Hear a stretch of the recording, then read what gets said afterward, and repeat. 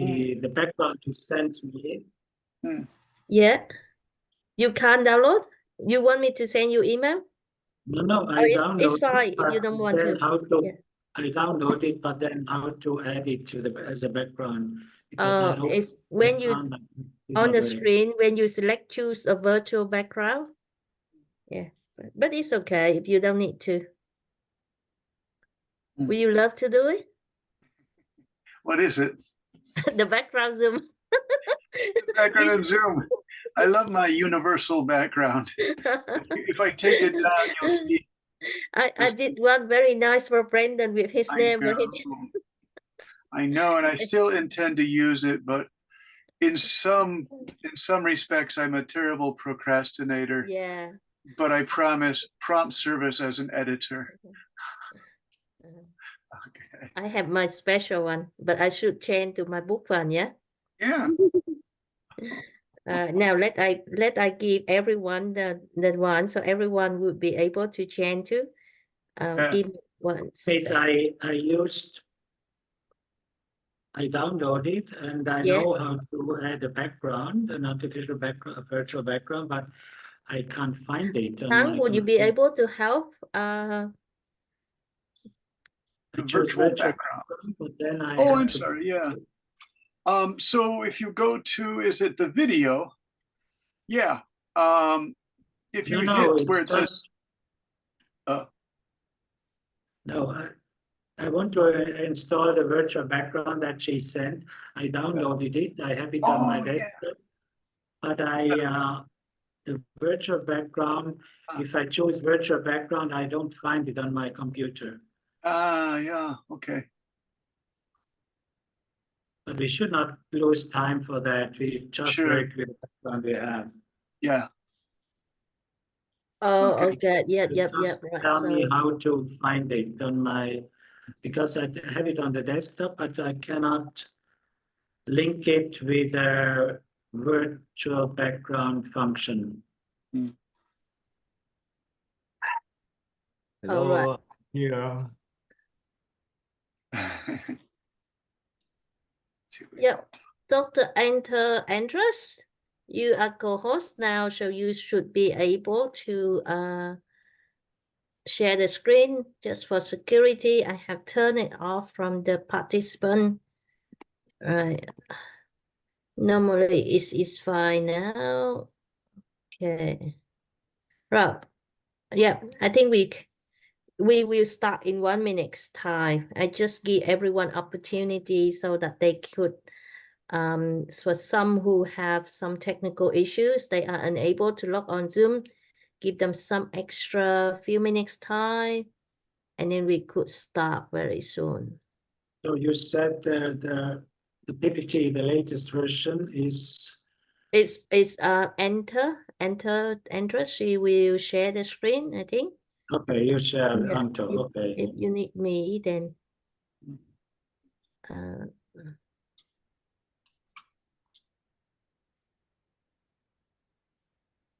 Okay.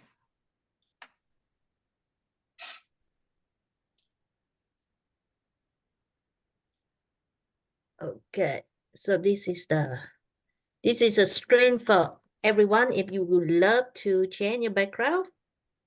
If not, then don't worry.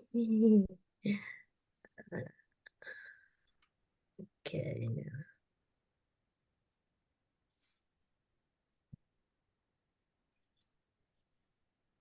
All right, so I got mine.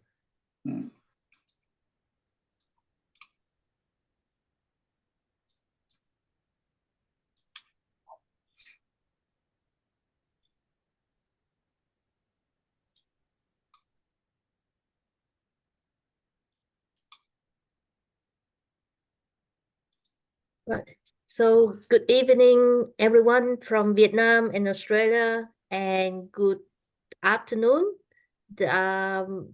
Professor Christoph and Dr. Andreas from Geneva, Switzerland, right? It is my pleasure to open the special webinar tonight with topic how to publish a research book or book chapter. Right. So I would like to introduce, I would like to let Dr. Andres will start so that, you know, we don't waste any time. Sincerely appreciate your presence, Professor Christoph and Dr. Andres. Right.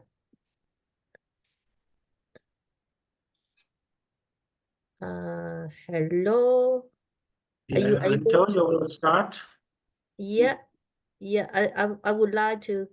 Okay, so I would like to ask Dr. Anta how she would like to start. So Chris, is it you will start first, or what is the arrangement between you and Okay, Anta? otherwise yeah, I thought she introduces, but it's okay, no problem. Yeah, welcome everybody. It's a great honor and pleasure to meet you online. And Dick, thank you so much for organizing that, and also all the others. I am here in Geneva, and I'm cooperating with Anto on Vietnam ethics in different aspects. And I have been introduced to KBERI recently, so I'm really keen to know more about it and also know you. So you are a big crowd of people on this. Now the topic today is, before I come to a few slides, is the publishing issue. And I would like to start before we go into technology or techniques of publishing, really to remind what is behind that whole question. And I share the screen from my side, and then Anto can do it later on her side. Let me see if you see it.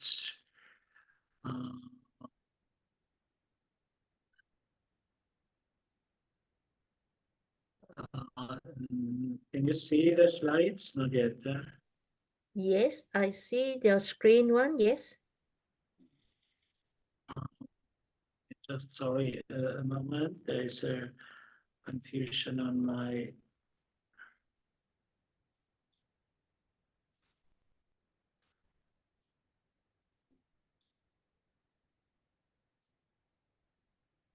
Do you see the screen now? It's not on my laptop. I only see your desktop. Yeah, that's the point.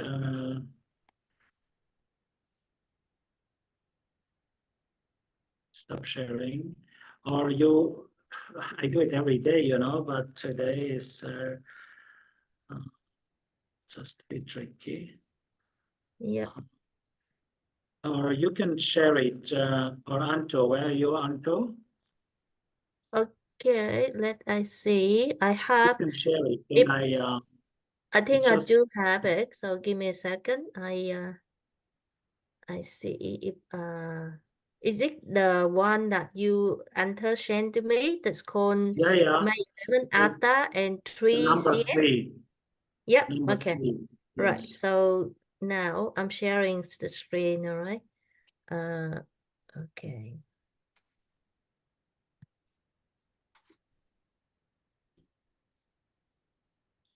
Yes, Okay. is everyone Thank seeing? you. All right, Yes. now if I So make bigger. if you know, the question is how to publish and research and publish book or book chapters.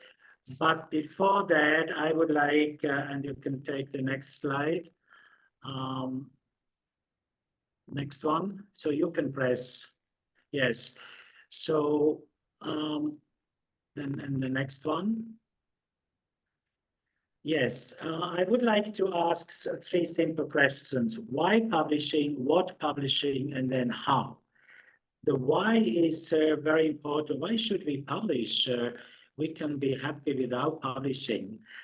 So I would like to share a few reflections on that, and then also what do we have to say? Because we are nowadays in a world where we have a lot of media, social media. We can just put a short tweet. We can have a short Facebook note. We can share private things. We can share public things. And what is not a specificity, what we are talking about today? The specificity is that a publication is a serious effort, but the line between serious and not serious is becoming more and more confusing.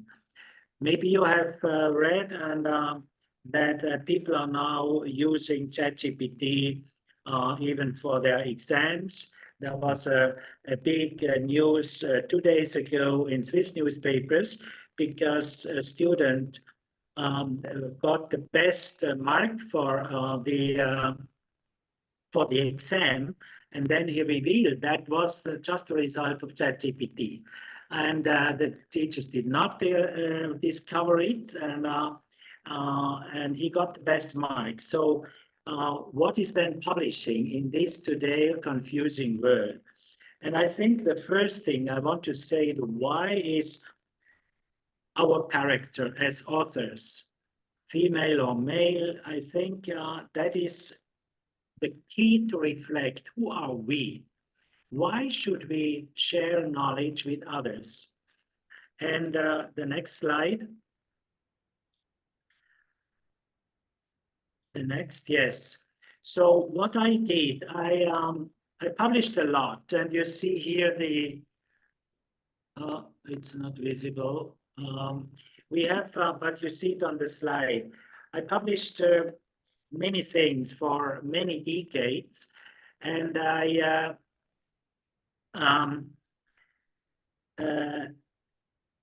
put it together in a bibliography, 50 years of publishing, but I started with 12 encouragements for emerging authors. And I'd like to go through that. And the first is the question, create impact by sharing knowledge. I think that's a key answer to the question, why should we publish? Should we publish for our career? Of course, that is, you are young researchers, you want to make a career, academic career, but that is not enough motivation for publishing. We want to share knowledge, that's the key. And we want to also give to others what we received in our education. Sharing knowledge means we are not just producing in our head something, but we want to increase shared knowledge for the society, for for humanity at the end. And that is a very key point because I see many researchers who think only of, yeah, I need to publish for my career, I need to show 3 papers for my doctoral thesis, I need to have another 5 papers to get a professorship, and that's it. And that is not bad, but it's not enough. So we want to serve society, and that is the second point, serve others and yourself. We want to share knowledge by serving. It's our specific gift that we have to use our brain to analyze problems, to find solutions, to criticize other solutions. And all that is an intellectual service that we do. And of course, for that, the question is, can you go back to the slide? It seems it disappeared. Duc? Duc disappeared, so... Yes, Duc, give me 1 second. Okay, fine. Because my Zoom, I tried to open from my phone, and it just suddenly took me away from my laptop. Yeah. Okay, we'll come back. So I can continue. So serve the others and yourself. We do not need to be selfless and exploit ourselves without getting something. But the first goal cannot be our career only as a motivation. The third point in my 12 recommendations for coming authors or young authors is be holistic and precise. Precise in the academic sense, of course, that is key. We cannot have a successful publishing path in our life if we are not precise of how we do it. But in order to be precise, we need to know what we have to share. So before we come to the how, we need to think about the what. Do we have to say something? Or we just repeat what others said, or we copy paste in order to have quick publications. So that is, you see the circle of the why and the what means our character means we need to be convinced that we have something meaningful to share. There is too much rubbish, to be honest, and I'm a bit sharp on that, too much rubbish in the publication field. Tons and millions of books and publications and articles just because of the pressure of this academic machinery around the world. When I was young, this pressure was not there. Publishing was an exception, teaching was the normal, learning was the normal, but now with this new trend since a few decades, where you all are under the pressure to publish in academic journals and it has to be peer-reviewed, I'm becoming more and more critical of that. That does not mean that you should try this way, and we will come back in a minute to how to publish then, but be aware that we are in a crazy world of publishing machinery, and we see already that it will come somehow to an end. We cannot continue this explosion of publications and multiply thousands and thousands of new journals in order to give a space to all these publication needs. This will lead to a great crisis in the next year, I'm quite sure. Now, be holistic, that means also to look at different aspects in publishing. Who are the target groups we are looking at? Are we only looking at the experts of a small target group, which is fine, which is needed for some publications? But I always had in mind that I want to serve more than just go back to the former, yes. I always said I'm not just talking to my peers, the small circle of 10, 20, 30 experts who share my field. We want to go beyond. That means also to publish in an understandable way. I got an award for the best written doctoral thesis, and I was happy. It was about the form. That's about how. How can we publish in a way that non-specialists can also understand? My fourth point is be self-confident and modest. So to be ambitious is a good characteristics, it's a good virtue, but only when it's combined with modesty, because there are too many academics who publish and are so self-confident that they are the best in the world and they have the bestsellers that they should be rewarded for. And so this balance, and it's not easy, the balance between being self-confident, yes, I have something to say, but also I be modest because others also have something to say, and I'm not the only in the world who has the truth. The fifth point is be innovative in publishing. After all these experiences of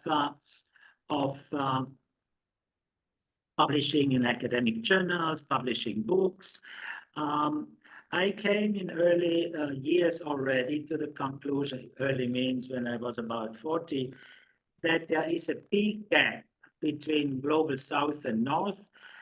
Publications were restricted to those who can buy. My PhD students published their thesis for $50, for $100 in academic publishing houses. But who can pay $100 for a book when you get a salary of $200 or $300? And I'm not inventing, you know the situation as I do. Many professors, many assistant professors have a salary of $500. How can I pay a book for $100? It's excluded. So the exclusion is a big issue. That means innovative in publishing means also, for example, I started then this publishing house of Globe Ethics, this global network on ethics, www.globeethics.net, where we have now, in the meantime, 350 books, 3.5 million downloads, and all these 350 books can be downloaded for free. That is the model that I promote because we want to serve society and not only our pockets or our respective university or institute. So looking at if we have a clear goal, we want to serve society and we want to increase accessibility of publications, that is, we need to be innovative. Combine multiple talents and media. That is also the question of which media do we use? Publishing a book may be needed and is good for an academic career, but also for a long-term impact, because a book is available for decades, and that is a true service.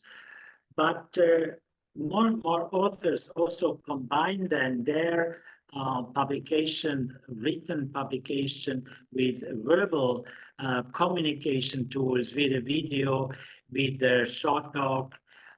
So I think it's good if you as publishers, in the question how to publish, even though we talked today, this evening, about publishing books and articles, but still you should not forget the question, what is the channel which is the right one? Now, the next slide. I have 6 following points. The point 7 is start small and think long-term with a G.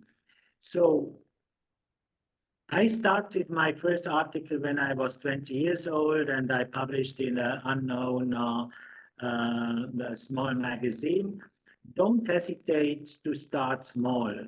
You do not need the Springers and the Elsevier's and all these fancy giant of publishing houses to start with. You learn with each publication that you do, even though you have the pressure to publish in so-called great journals. And then now build on that step by step. With each publication, you get more experience. That is my recommendation. Don't be under pressure of your supervisors or your institution when you apply for an article in a Springer journal and you don't get it, then you're at the end of your courage. Say, yeah, I tried there, but there are many other opportunities. The next is remain need-oriented. That is again, this is again linked to the question of serving society. Then what are the needs? Of course, as I said, your own needs to publish for your career. But what is the service for society? Is the article really helping to serve, to say, to solve problems. That should constantly be in our mind. And of course, I say it as an ethicist. Ethics means we want to have value-oriented impact and action to improve the world. That's a big goal. If you are in languages or if you are in physics or mathematics, you may not see the immediate impact so clearly, but still there even. We have three of our four children have a PhD in two in sciences. I mean, in physics, in solar energy, in chemistry, in history, whatever. It all has a meaning for society, or can have.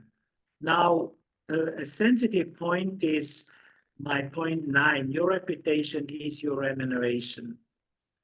I know many people who thought they can make money by publishing because, yeah, it's part of the income.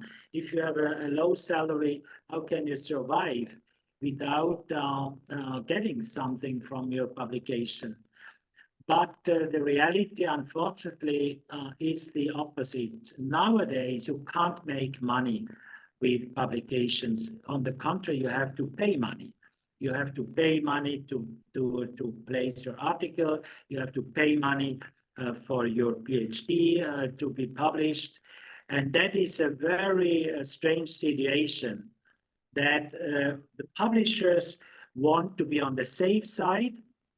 They want to get your money so that even if not one single book would be sold, they already cover their costs.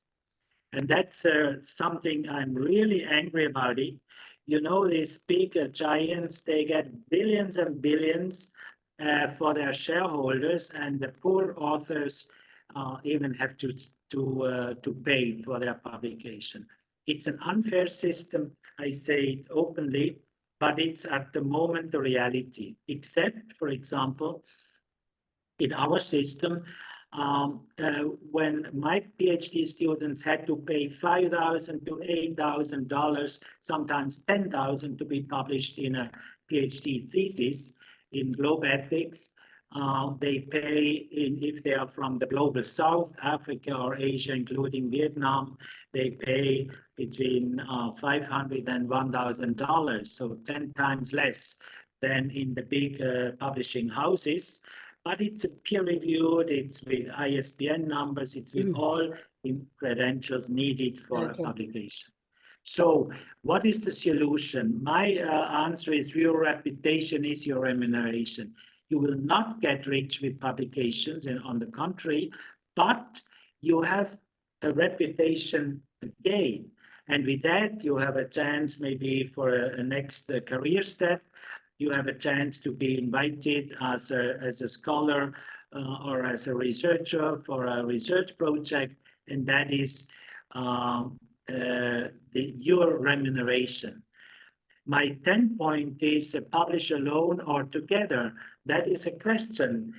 The trend is that many articles, especially in science, are published collectively, 5, 3, 7 authors per article.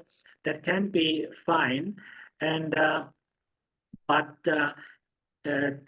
try also to publish alone, not only in teams, because it depends on your research topic, but it's also good that you can show that you are a standalone author, and you are also able to cooperate in research projects and be co-authors of texts. My 11 point is again of the why and the what. Means the content is at the end what counts. When I say be honest and wise, what I mean, you know, there are a lot of temptations nowadays because of the pressure of publishing. To be honest, I must confess I had one or two PhD students where I had to refuse the PhD thesis, and I warned the student because they plagiarized in a heavy way. I said, look, you can end your whole career in a minute if you publish a plagiarized thesis, because the plagiarism software will detect your plagiarism. So I warned her, instead of making a big noise publicly, I said, either you have to rewrite your thesis without plagiarism or with the proper quotes in the footnotes from the sources, or you are dead with your academic career. That was an extreme case, of course, but yeah, but it happens. So be honest and wise. Wise means also, of course, there are some, and that's a very sensitive issue. There are some cases where your supervisor or your co-publishers may need to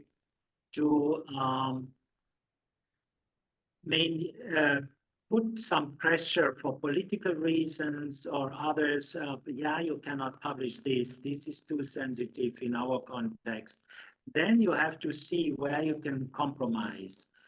I think we need to be also clear that compromises are sometimes needed, because if you insist on every sentence that you wrote, then the supervisor or the faculty may say, no, I'm sorry, we cannot agree and give you the title of a PhD or a doctorate, and you cannot publish it.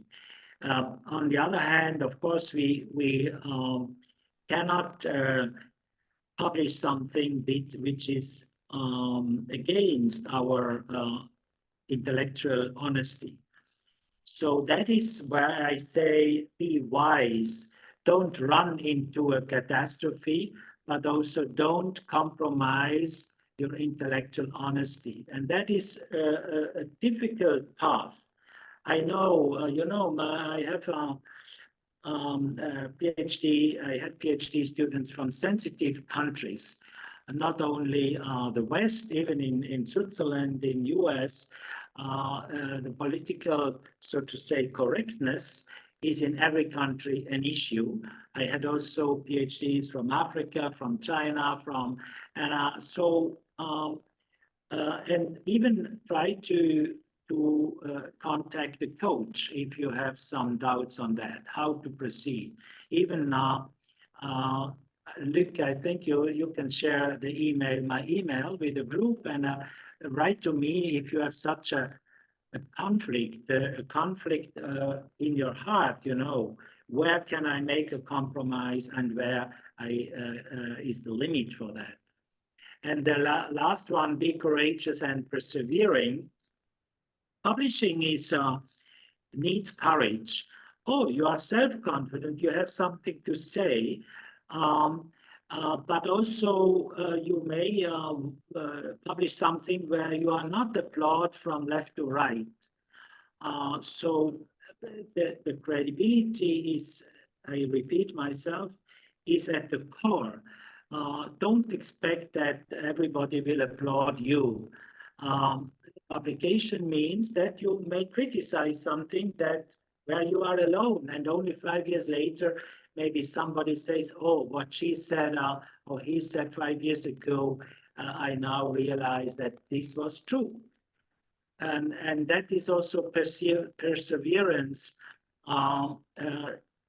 Look at publishing in a long-term perspective. So it was a bit longer than planned, but you see, this is more about motivation than skills and techniques. And now I think Anto will go to what are then the practical skills that are needed. And we have Brendan also. Thank you so much for then also all these technicalities that have to be considered. But I wanted to mention first these more fundamental philosophical, ethical issues of publishing. Thank you so much. Thank you, Professor Christoph. So, Dr. Enter, would you want to continue, or would you want we have a break? And I just show a video that I supposed to show at the beginning of today, to introduce about KBERI. Yeah. Yes. So, may I just say some words before you show the video? Sure. First of all, So I stop I'm share. sorry. Yeah? First of all, Yep. I'm sorry to have some technical problem. I saw you speaking, heard you speaking, but I couldn't speak and I couldn't show my video. And that's why I was struggling. And then I had to get out and get in again. So those things happen. I will let Dr. Duke to show the video, but I would like to also thank a lot the team that we have got so many people, thanks to the intensive effort of promoting for the last 10 days. Thank you so much.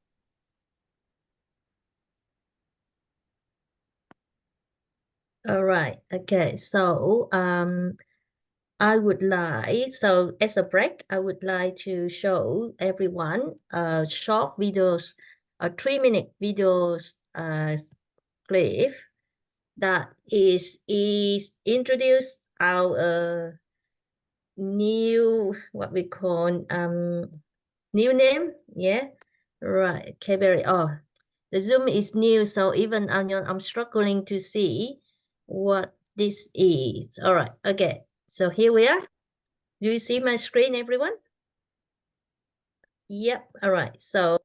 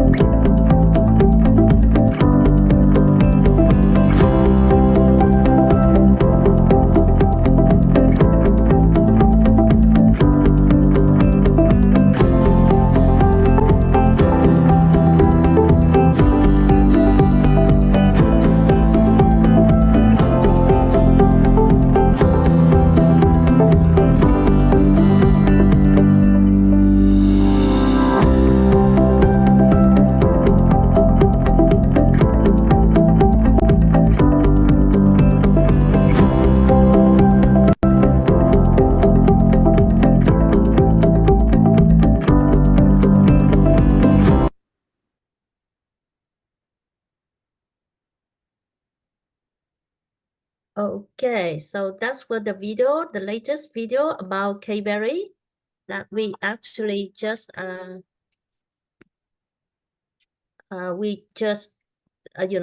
finished a few yesterday, Right, now, Dr. Anta, are you ready? Would you like me to help you with sharing the same slide, the screen before? Yeah, or- yeah. you can help me to share the screen so that I don't need to look Okay. on my side. Yeah. Yeah. I think it's ready now. So thank you and hello everybody. Today it's a pleasure for me and an honor to be attending this first webinar together with KBERI. And I would like also to introduce one of my colleagues, Christine Hausen, who is also a teacher, and she's with me to support this event. I have also recruited her to be part of the team for teaching English because she's a teacher in ESL and also my colleague at Globethics. Following the presentation that Christoph, Professor Stückelberger Christoph, that now we dare to say his name Christoph, has presented his 12 like philosophy in publication, which also includes the role of the researcher and the ethical consideration in research, which we will come back later. In this presentation, I think the best thing is to share some experience so that you can see how we start with an idea. What do we want to achieve with that research and how it ends up with publication and the role of Globethics as the publisher.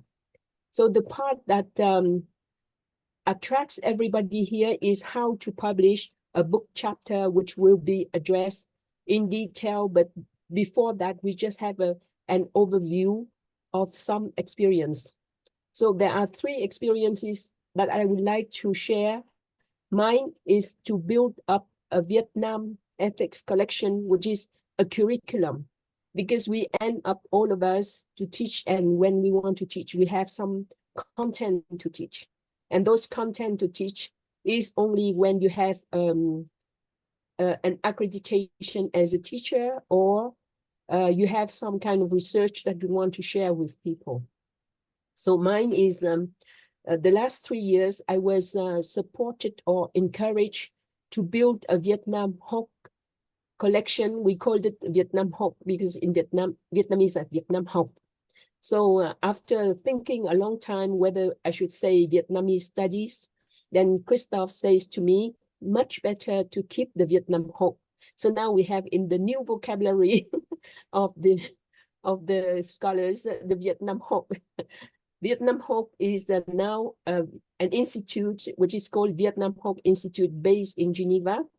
And we work in collaboration with Globethics as publisher, and also with Christoph as an advisor. He's an advisor to the UN, and he also advises on social ethics, social justice, and all kinds of applied ethics. You have about 35 types of application. So it would be very interesting to see the publication with KBERI dealing with innovation ethics, research ethics, and so on. So on my story, I would cut it very short in maybe 3 minutes. We founded the Vietnam Hoc in 2021. That is when I retired from my long 45 experience in different industries as marketing, teachers, lawyers, interpreters, and so on. So that's why I cover a lot of things in my professional life and end up bringing all this experience to apply ethics in the Vietnamese context. The institute is based in Geneva, and we choose to concentrate in cultural studies, which is cultural context, and that's why it's linked with the Vietnamese community that we have here now. Our mission is to provide learning material to teachers, because we think that teachers has a very critical role in disseminating ethical behavior, as well as train people to live right and work right and eat right and so on. So basically ethically living. So far we have a plan with Globe Ethics about 10 books. So the KBERI book will be the number 5. So those people who have missed the deadline or cannot make the deadline, you know that there are many other books coming up, provided that we agree on the theme. And the collection is named Vietnam Ethics Series.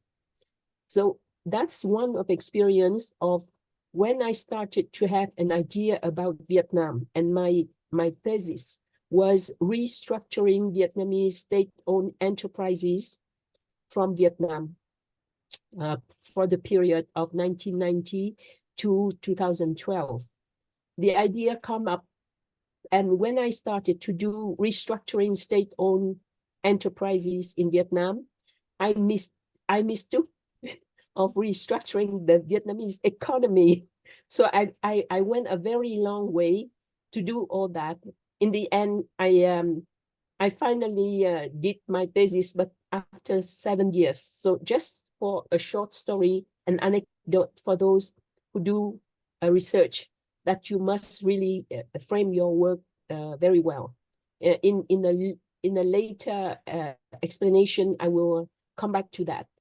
But now I would like to give the floor to my colleague, Christine, who is going to present her experience as a teacher to have benefited from the experience of the VNTU, which is Vietnamese Teachers Union.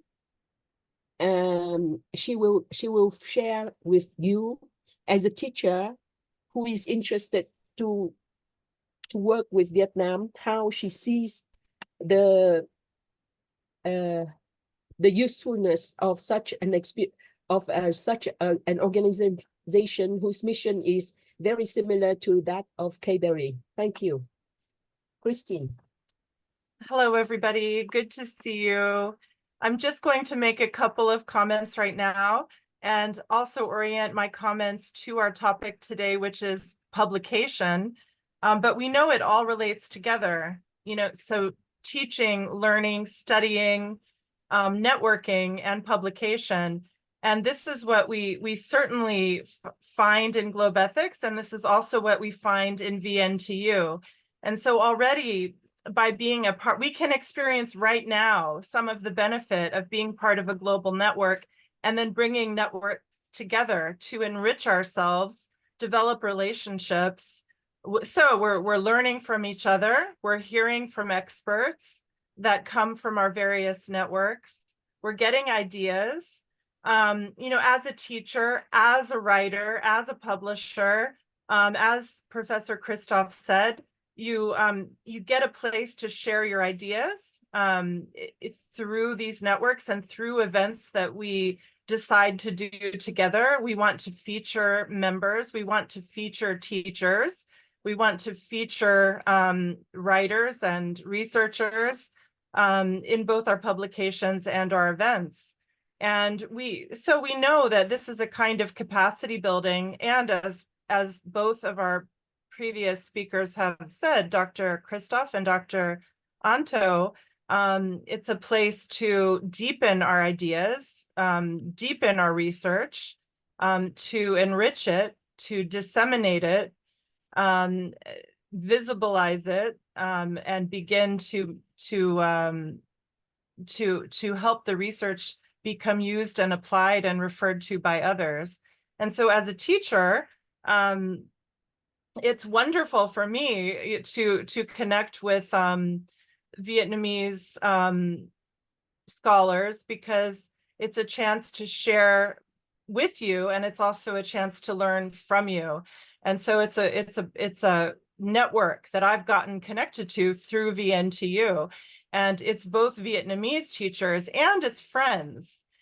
So I see in your network, there are friends from around the world interested in the topics you're working on. And this is true with VNTU as well. Look forward to getting to know you, look forward to working with you and being in touch. Thank you, Dr. Christine. Ha. Let me make one more point. You know, she's being provocative because, you know, at every stage of life, we get inspired by wonderful people doing research. And though I do my own kinds of research, I do my own kinds of writing and speaking, and that's good, and that's been affirmed by Professor Christoph. But at the same time, I'm also inspired to consider further study and potential a dissertation. So this is part of my own thinking right now. And just one more point, you know, where Professor Stuckelberger said it's good to both collaborate in research and to stand on your own. An affirmation on this is kind of a really, it's being more emphasized these days, this collaborative nature of scholarship and work. And I think we know that we can't find the ways forward that our world needs, our countries need, our institutions need, unless we take more seriously these kinds of partnerships in thought and in action. Thanks so much. You know why we're laughing? Because Christine graduated from Yale University, which is a very prestigious university where Hillary and Bill Clinton went and so on. So I'm very how do you say inspired when I saw her CV. And if you see her CV, you will be as inspired as me. So we are very lucky that Christine has been teaching in China when in her youth, so she knows Asia quite well. And when I tell stories about Vietnam, she can have some kind of reference to compare different kinds of Asian people. And she's been working with Indian people and other people from other countries in Southeast Asia. So I think it would be very interesting to set up some kind of training on intercultural communication with me and Christine handling the training, so that we can have two point of view. She's an American living in Switzerland. I am a Vietnamese living in Switzerland. We both look forward to Vietnam. Christoph has been Christoph is a Swiss, but he has been living mostly in planes, flying to different parts of the world. So he knows a lot about the rest of the world. And I'm sure that here we have a lot of people having experiences integrating into the new country where you are or where you work or where you will work and will be part of. So that's where I think that the word or the expression intercultural, let's say, capacities or skills is very important. So for that, coming back to the topic that Dr. Duc has asked me kindly to start with this webinar, is that in my idea of that is my talk should be about how to choose your research topic, or to show you scholarly resources, how to create a research paper, how to add creativity to have some effective oral presentation, how to publish with a journal, and how to improve your English speaking skills. I think that the 5 or 6 points have been already taken care of your colleagues at KBERI with the mentoring, research mentoring, which attracted my attention. And I think you're doing very well. So I think that the part that we can a little bit add in is about English, special English for researchers, which I call pre-MBA English, and I will explain it in a later in the later part of this presentation, because I would like to give the floor back to Christoph, who would show his experience of 50 years publishing and how he has conceived and built up the library of globe ethics. with the aim to provide learning resources to us all, researchers in the field of social studies, ethics, philosophy. Christophe, I pass the floor to you. Thank you. Do I need to move the slide to the next page? Yeah. Yes, okay. Yep.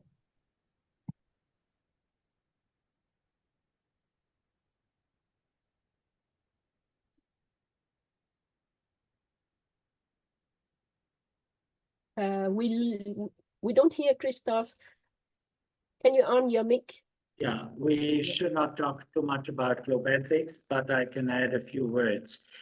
It's again this question of accessibility.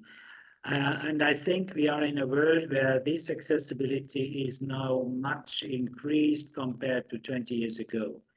When I was carrying always, when I traveled to universities in Africa or Asia, always carried physical books. Now you have a lot of access, and I think the challenge is rather how to choose now and how to select. So this online library of global ethics has over 3 million documents for free download. Again, that is the question of how to access it. And those of you who work in an academic institution, of course, have good access, I'm sure. One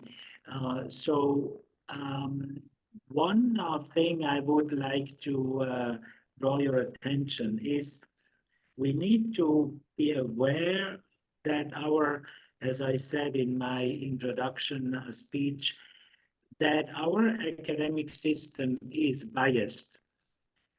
Much is Anglo-Saxon oriented, and Anglo-Saxon world is seen as the gold standard in publishing, and we need a greater self-confidence.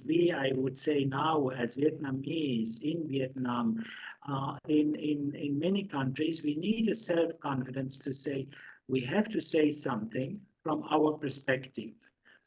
And of course, there is this limitation, as Anto already said, of English, because then people say, yeah, we need the Cambridge English and we need the British English or the American English. The Vietnamese English is valid, but of course, you need to make the corrections through a native English, as I have to do. I'm not a native English speaker. I'm a Swiss with German background, Swiss-German language, but don't be afraid about these standards that are set. I had harsh debates with Anglo-Saxon publishers. They say, we are the ones who set the goal in the world and the standard. I said, no. Yesterday, I was in a following discussion with the UN. The United Nations is a body where every country has equal rights, at least theoretically and legally.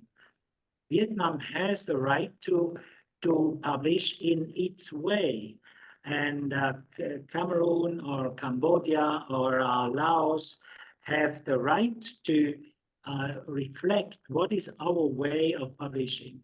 Now, this sounds a bit crazy for you probably, because you say, no, we have to align. Of course, you have to align to some extent. That has to do with this question of wisdom and compromise or not compromise.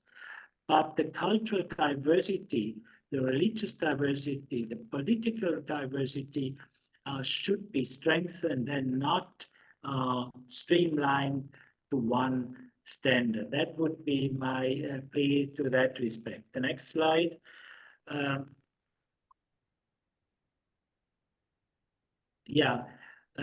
So the 8 steps of designing, I think you all aware of that. Before coming to publish, of course, it's a question of how do we write and how do we structure a topic. And I would suggest that the next slide, that the challenge is always how to focus.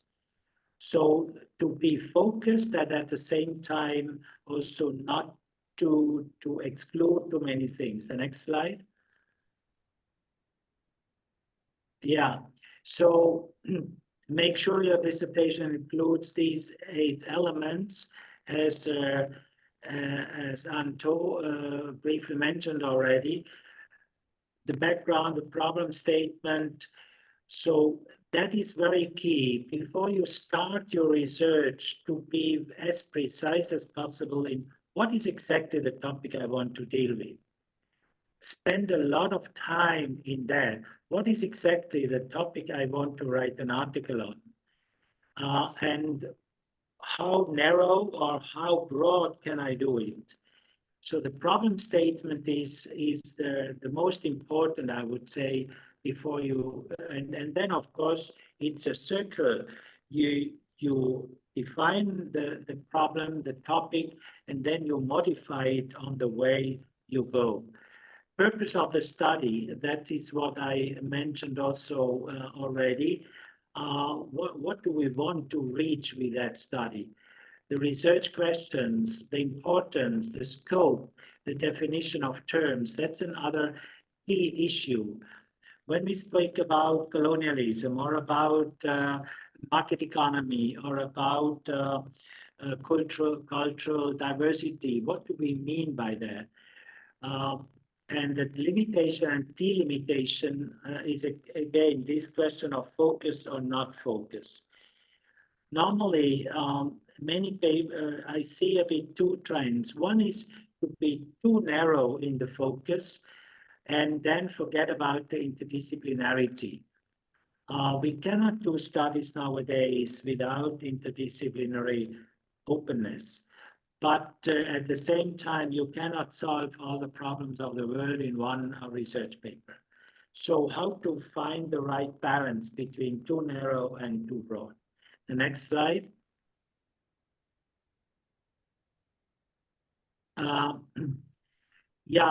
I think the literature review is now one of the big challenges with this explosion that I mentioned already.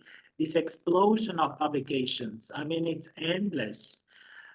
It's endless, and I would say even ChatGPT, for example, and such things we still need. It's still too new for many of us, but we need to handle it. It is a helpful instrument. It can be a helpful instrument, but it can make us also lazy to say, oh, ChatGPT is telling us what is the literature review, but we need to know what are the sources.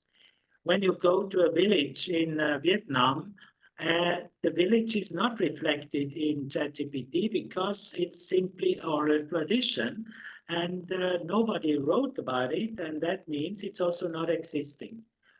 The big danger of this world is that only exists what is online, and all the rest does not exist.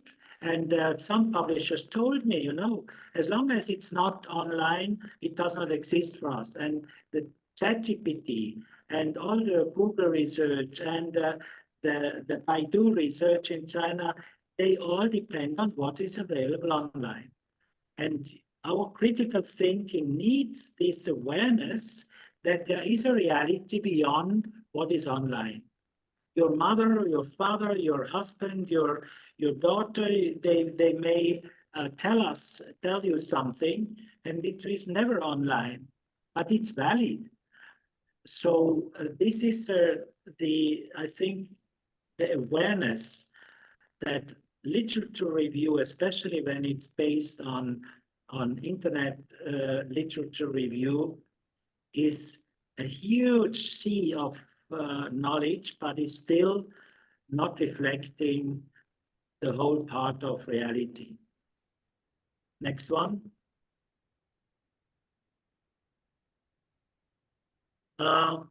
Yeah. the data sources, for example, that I just mentioned, but also the ethical consideration. Ask yourself, what are the ethical questions throughout? Of course, I'm speaking for Domo because I'm an ethicist, but also in the research method.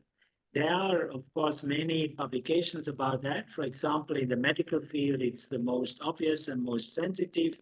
If you have clients and you do client research, but also in ethnology, if you interview people in a village, what kind of consent do you get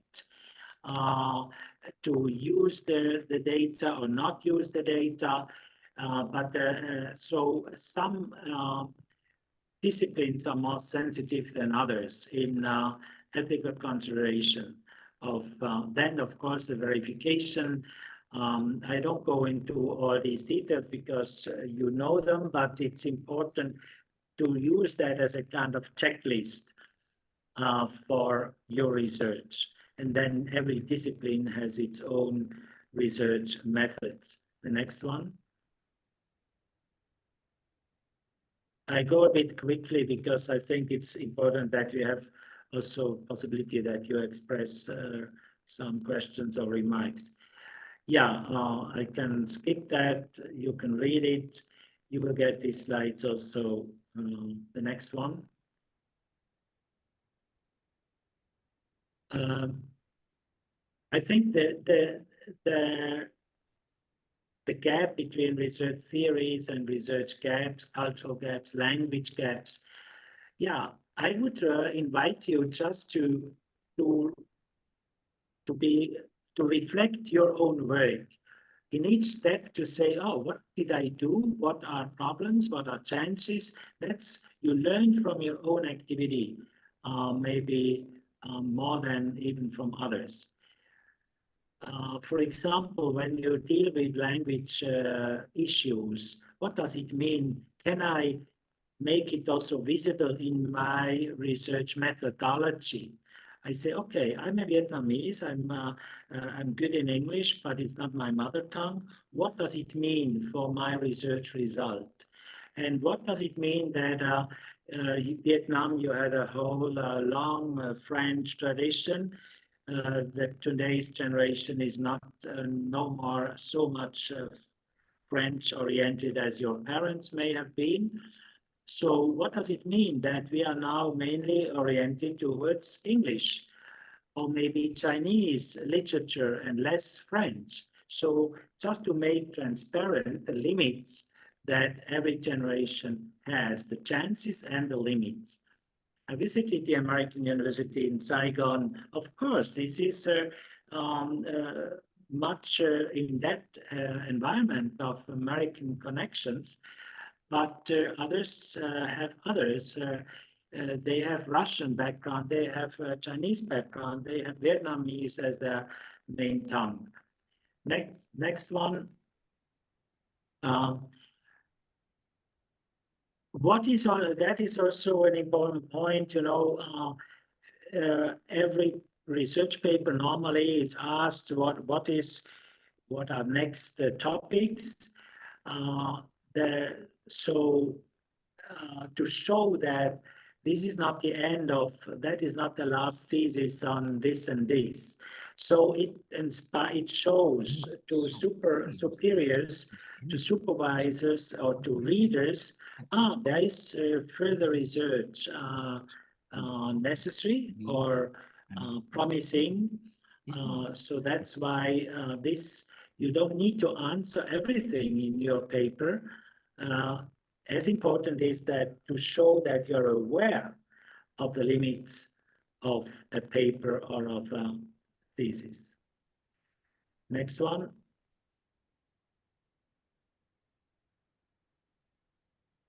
Yes, so your experience is much, we talked a lot, so I suggest, yeah, share your questions and remarks, observations that you have. Thank you so much. Yeah, so can I just step in to start taking questions. We have a few questions that we have received before, and we have a few questions now. So if you still have questions as we talk, you can just post it into the chat.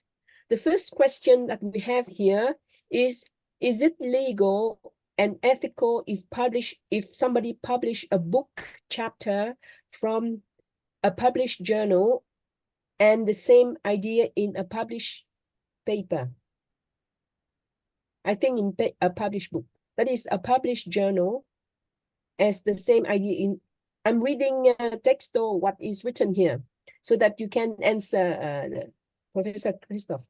Is it legal and ethical if you publish a book chapter from your published journal article as the same idea in published papers? Yeah, it's a complex question.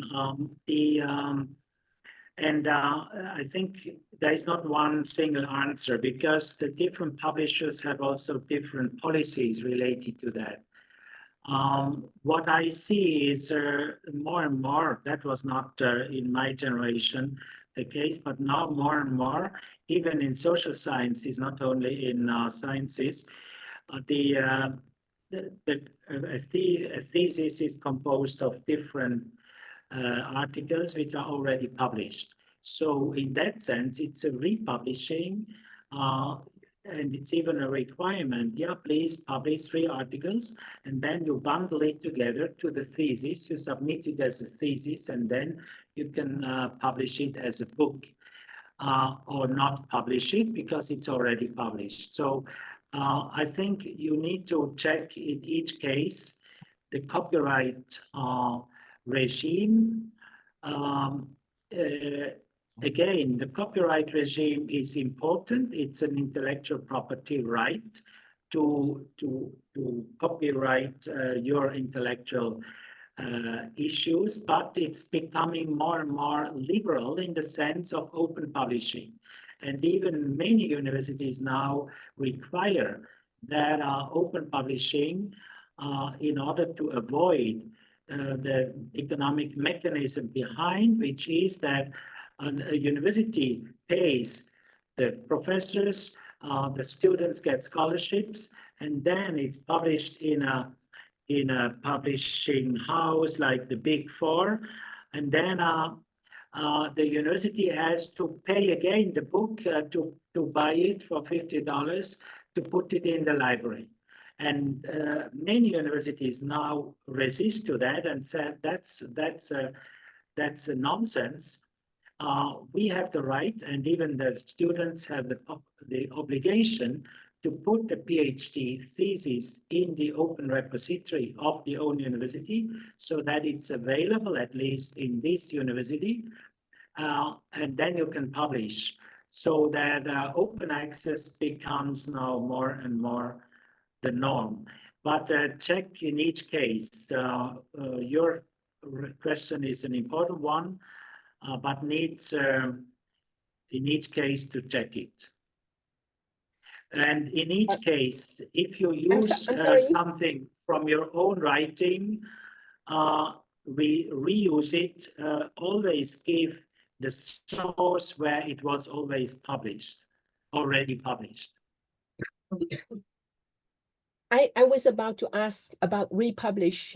I think the question was about whether once you have already published in a journal, are you allowed to publish or reprint it in a book? I think the word would be reprint.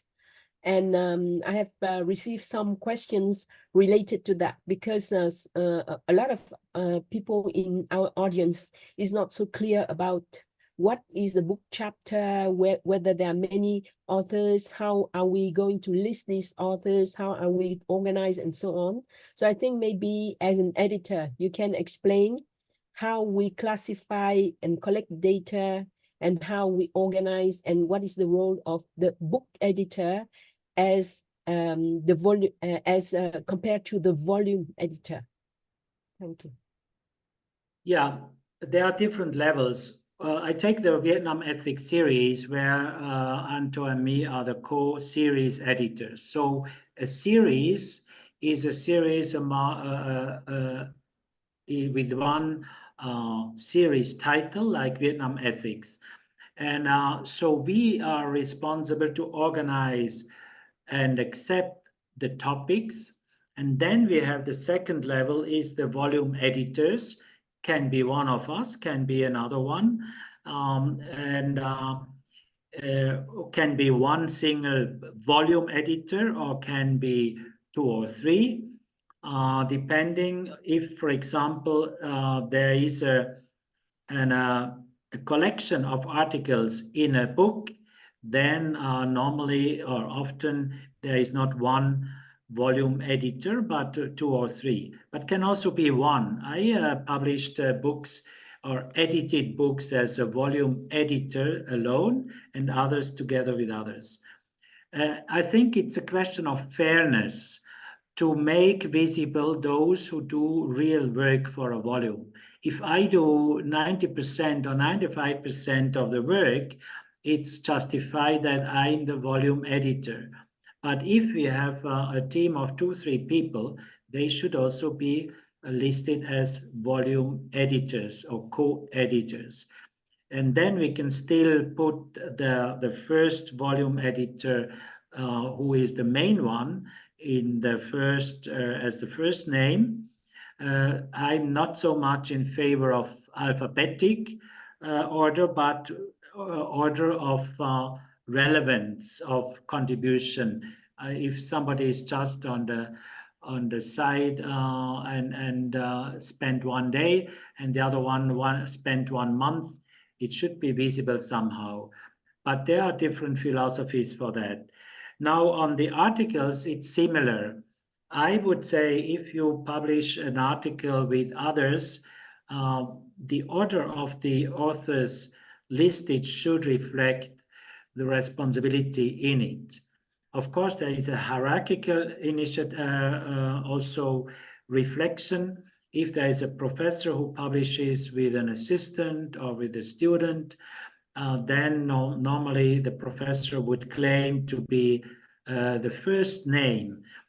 But as a professor, I would say that must not be the case in each case. If my assistant does 80% of the work and is the main author, why should she or he not be named in the first place of the article? The other is, again, this question of republishing. As I said, it's not one rule which fits all. The most important thing is that you mention that it is already published somewhere, if that is the case. You can have a legal case if you don't mention, then it's plagiarism. Then you say it's first published and it's your text. Even if it's your text and you published already in another journal and you take it for a book chapter, that is valid as long as you mention it and you check the copyright of the first journal where it was published. The journals and the publishers nowadays are quite open. Then you write to the publisher and say, I am asked to republish this article in this and this journal or this and this book as a book chapter.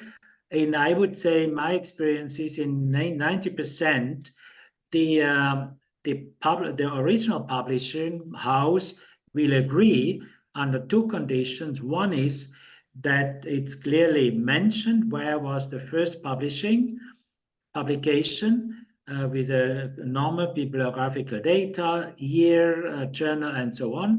And the second depends then on the publisher. They may ask $100 for the right to republish, or they give it for free. So this is then to negotiate with them. If I say Globe Ethics is a not-for-profit publisher, we sponsor the whole thing. then we get it often for free or for a low fee. But if it's a commercial publisher who gets money for selling the books, then the original publisher may say, I charge you $500 because you also make money out of that. So you see, that's a case-by-case situation. Thank you, Christoph. That is the first series of questions that has been posted to us. Now I collect more questions here, which is of relevance to what we are talking about. One is, how can you connect the chapters of one book together if it is written in different style and gaps? Yeah, there are, again, different editorial possibilities. One is to streamline everything in one style, and the other one is to maintain the diversity. Maybe we need to find the right balance between these two. I think the style, in terms of author style, should be kept diverse. And many of the books I edited, even the majority of the books I edited, have authors from different continents. An Indian writes different from a Filipino, and a Vietnamese different from the US. And that is the beauty of diversity. I defend diversity as a value, not as a hindrance, an obstacle. Diversity should be maintained, but in content and in style. But of course, if you have an English book, we then say, is it American English or is it British English? And then we ask the person, and Christine, for example, is somebody who has experience on that. Okay, we streamline that the whole book is written in the same English. Or if it's an Indian English, okay, it's an Indian English, or a Kenyan English, it's slightly different. But throughout the book, we have then one type of English. But that is only one option. The other is we maintain the diversity even in the English style, English language. So there is not one fits all. The other is a question that you did not yet raise, but is often a question in editing. Should we have multiple languages? We have 5 articles in Vietnamese, we have 2 in English, we have 2 in French.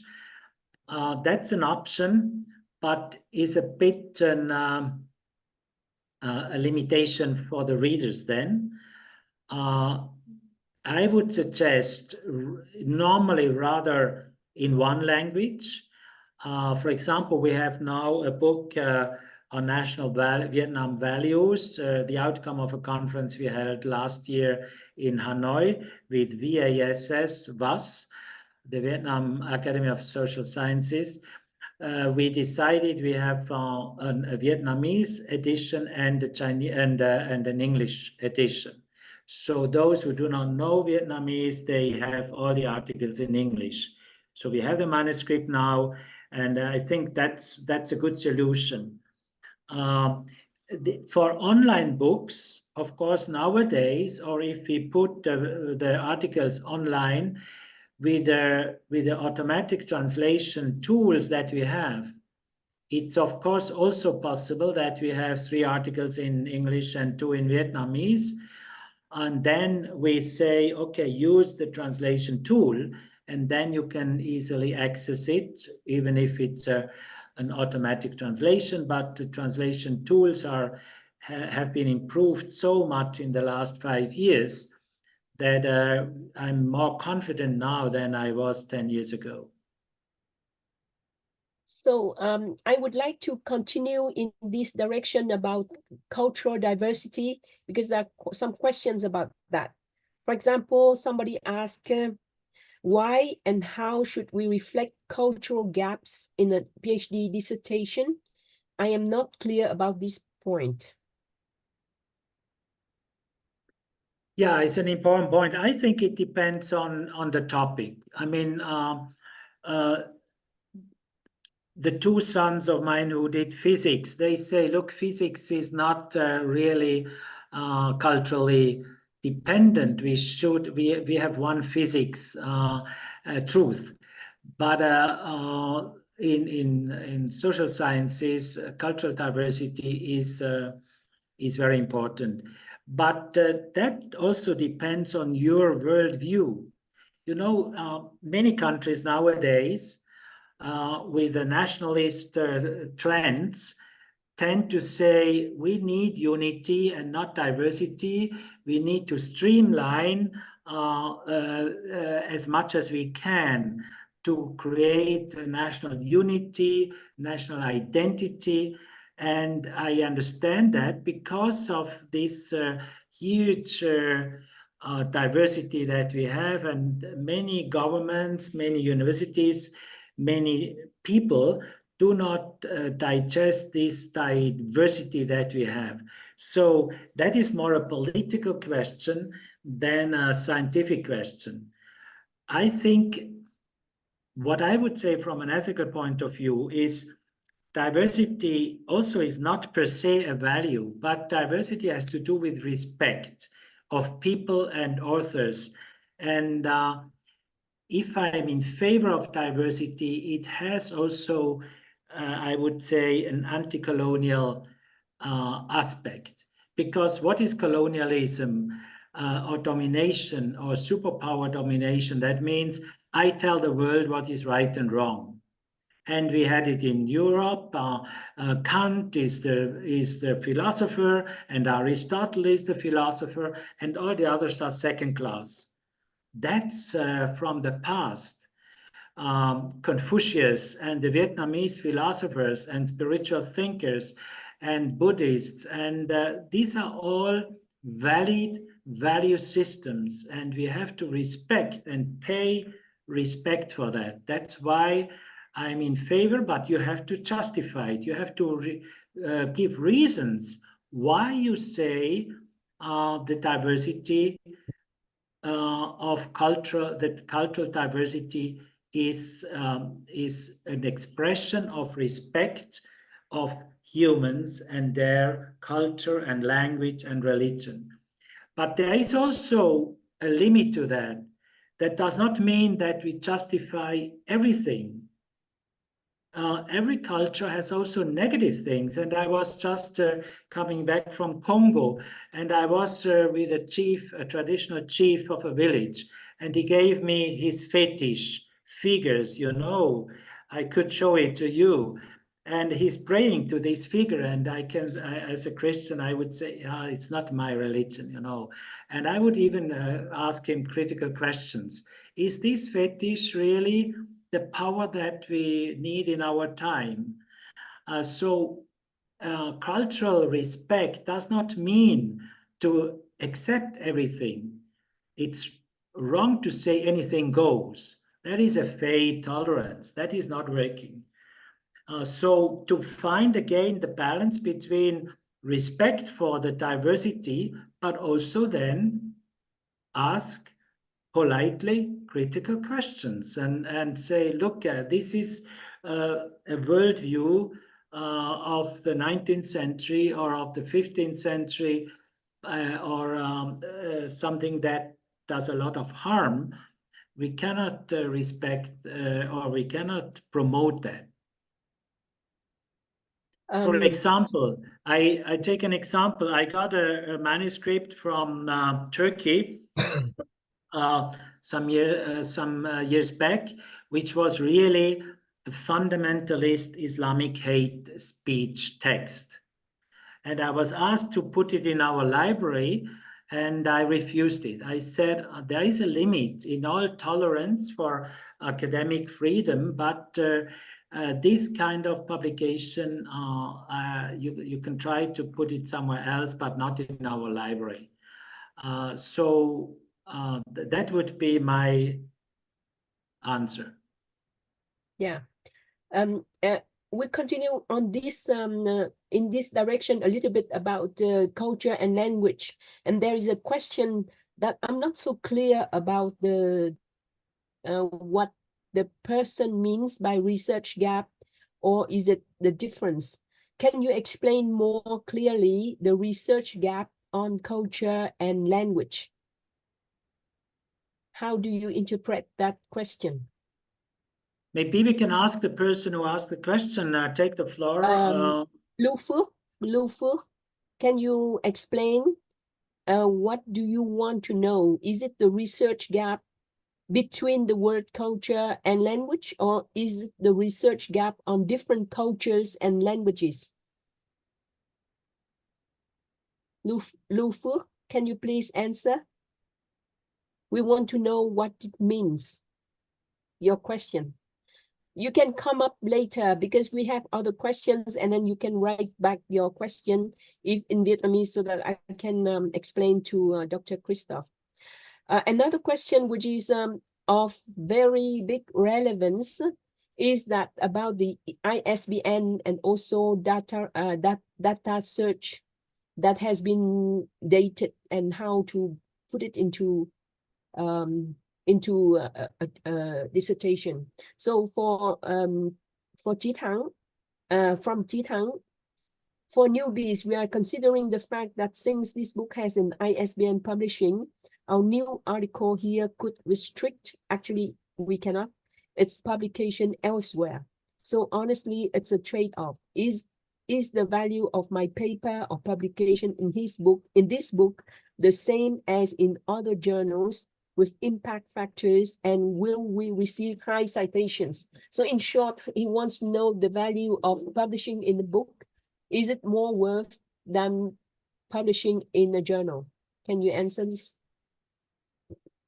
Yeah, that's an important question, and I see also the changing landscape. You know, that was not a question when I published my PhD and my habilitation and first books. The impact factor was not a criteria. And that is the machinery that I mentioned. Nowadays, everybody's looking at impact factor. And I criticize that. But of course, you have to take it serious if you want to have an academic career.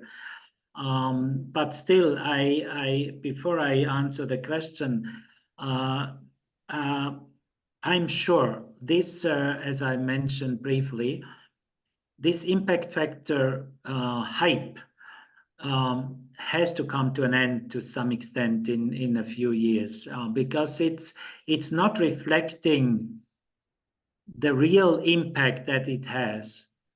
It is a closed circle, you know. You have a bubble of universities, and the more you are quoted by other scholars, the more you see the impact. What is that impact? That's not the impact on society. That is just how it's quoted by others. It's a closed system, so to say. So we need to criticize the current publishing ethics worldwide. But I know this machinery is so big that it's difficult to break through. But it starts already. Some countries say we are no more looking at the impact factor because this impact factor is a biased. It's Anglo-Saxon dominated biased factor.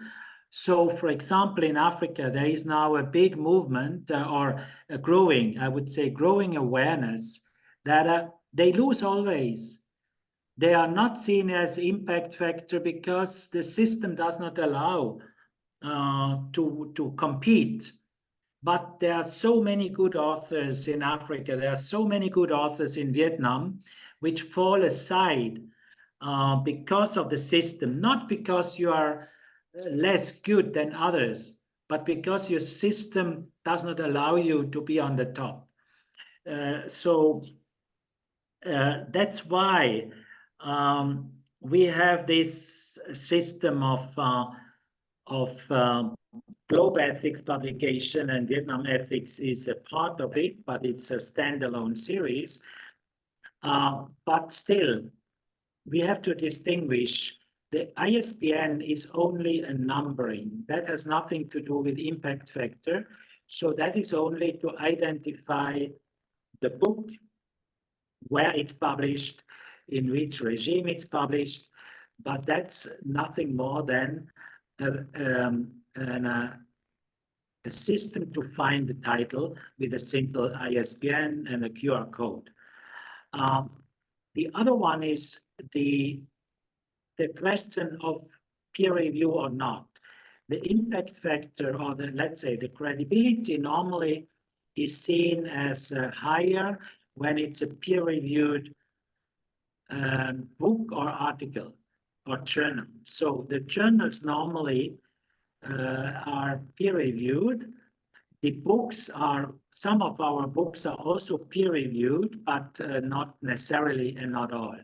For example, a thesis does not make sense to peer review, and we had this internal discussion. A thesis is peer-reviewed in the faculty. So when it's accepted, it went already through a careful process of validating by the supervisor, the director of thesis, the co-supervisors, the team of 3-4 people who say this is a valid PhD thesis and we give it free for publication. So it is nonsense to give it then to peer review people, to a peer review process. Others is it, of course, if it's a collection of articles in a journal. I find the peer review system is helpful, but it's also exaggerating. Again, I think Vietnam can play a role in sensitizing where is peer review helpful and where it's not helpful, because it's also a biased system. The more specialized you are, the more you already know who are the specialists who know my topic. I take again in the science, in top scientific physics research, there are maybe 5 people in the world who understand the article. So the author is likely to know who are the peer review, even if it's a blind peer review. In social science, it's a bit different. And I'm rather in favor of non-blind peer review, because then we know the context of the others, you know. Has he or she really an understanding of the village that you describe in an ethnographic study of a village of Vietnam? I should take it as an example. Or is it somebody who has really an understanding of religious mechanisms? If you look at Buddhist community in Vietnam, and you have a peer review person who has no idea or even a strong affection against each religion, is it a good peer reviewer or not? If it's blind review, he may criticize this and this, not based on academic credentials, but based on his own ideology. I'm a bit sharp on that, of course. There are objective criteria for peer review. So peer review is often okay, but it's not our God to pray to. Duke, you are in the academic field very much, so you may also add to this view. But don't think that is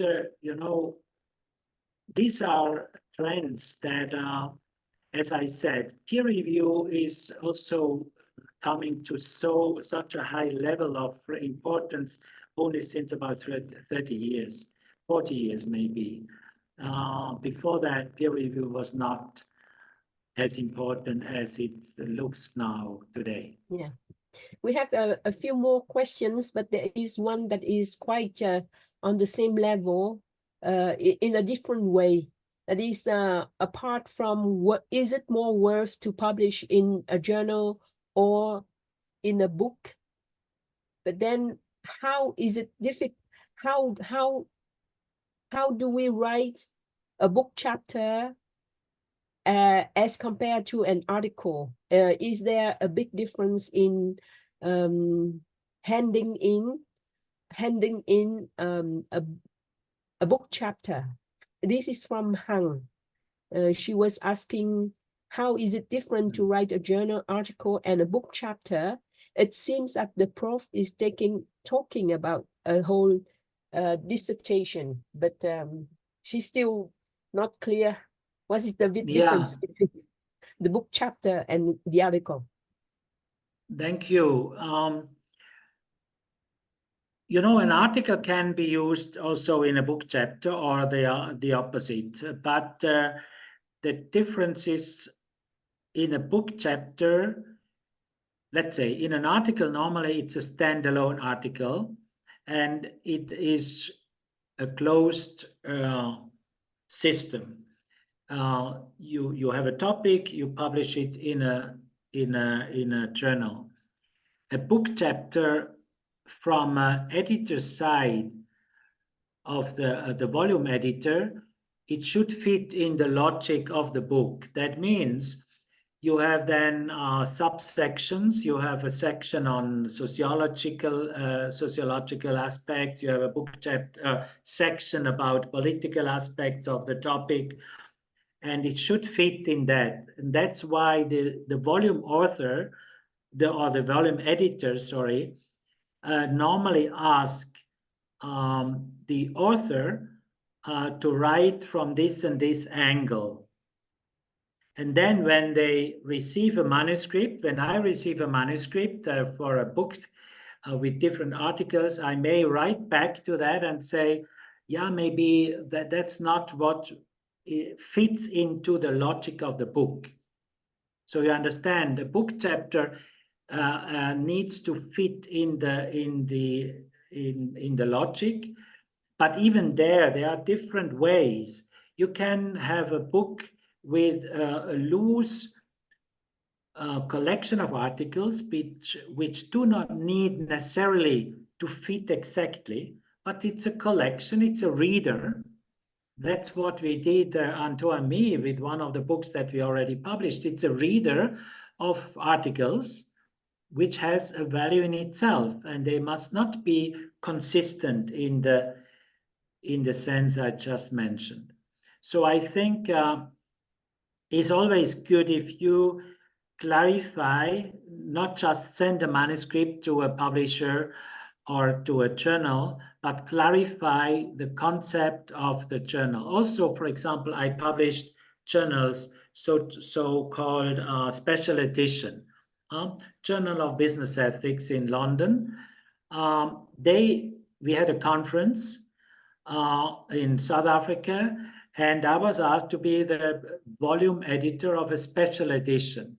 So these are all conference papers on one topic. And then, of course, the journal also, as a special edition, wants to be rather coherent and show, that's all about business ethics in a global context or in an African context or in Vietnamese context, as it is a special edition. So just check about each case.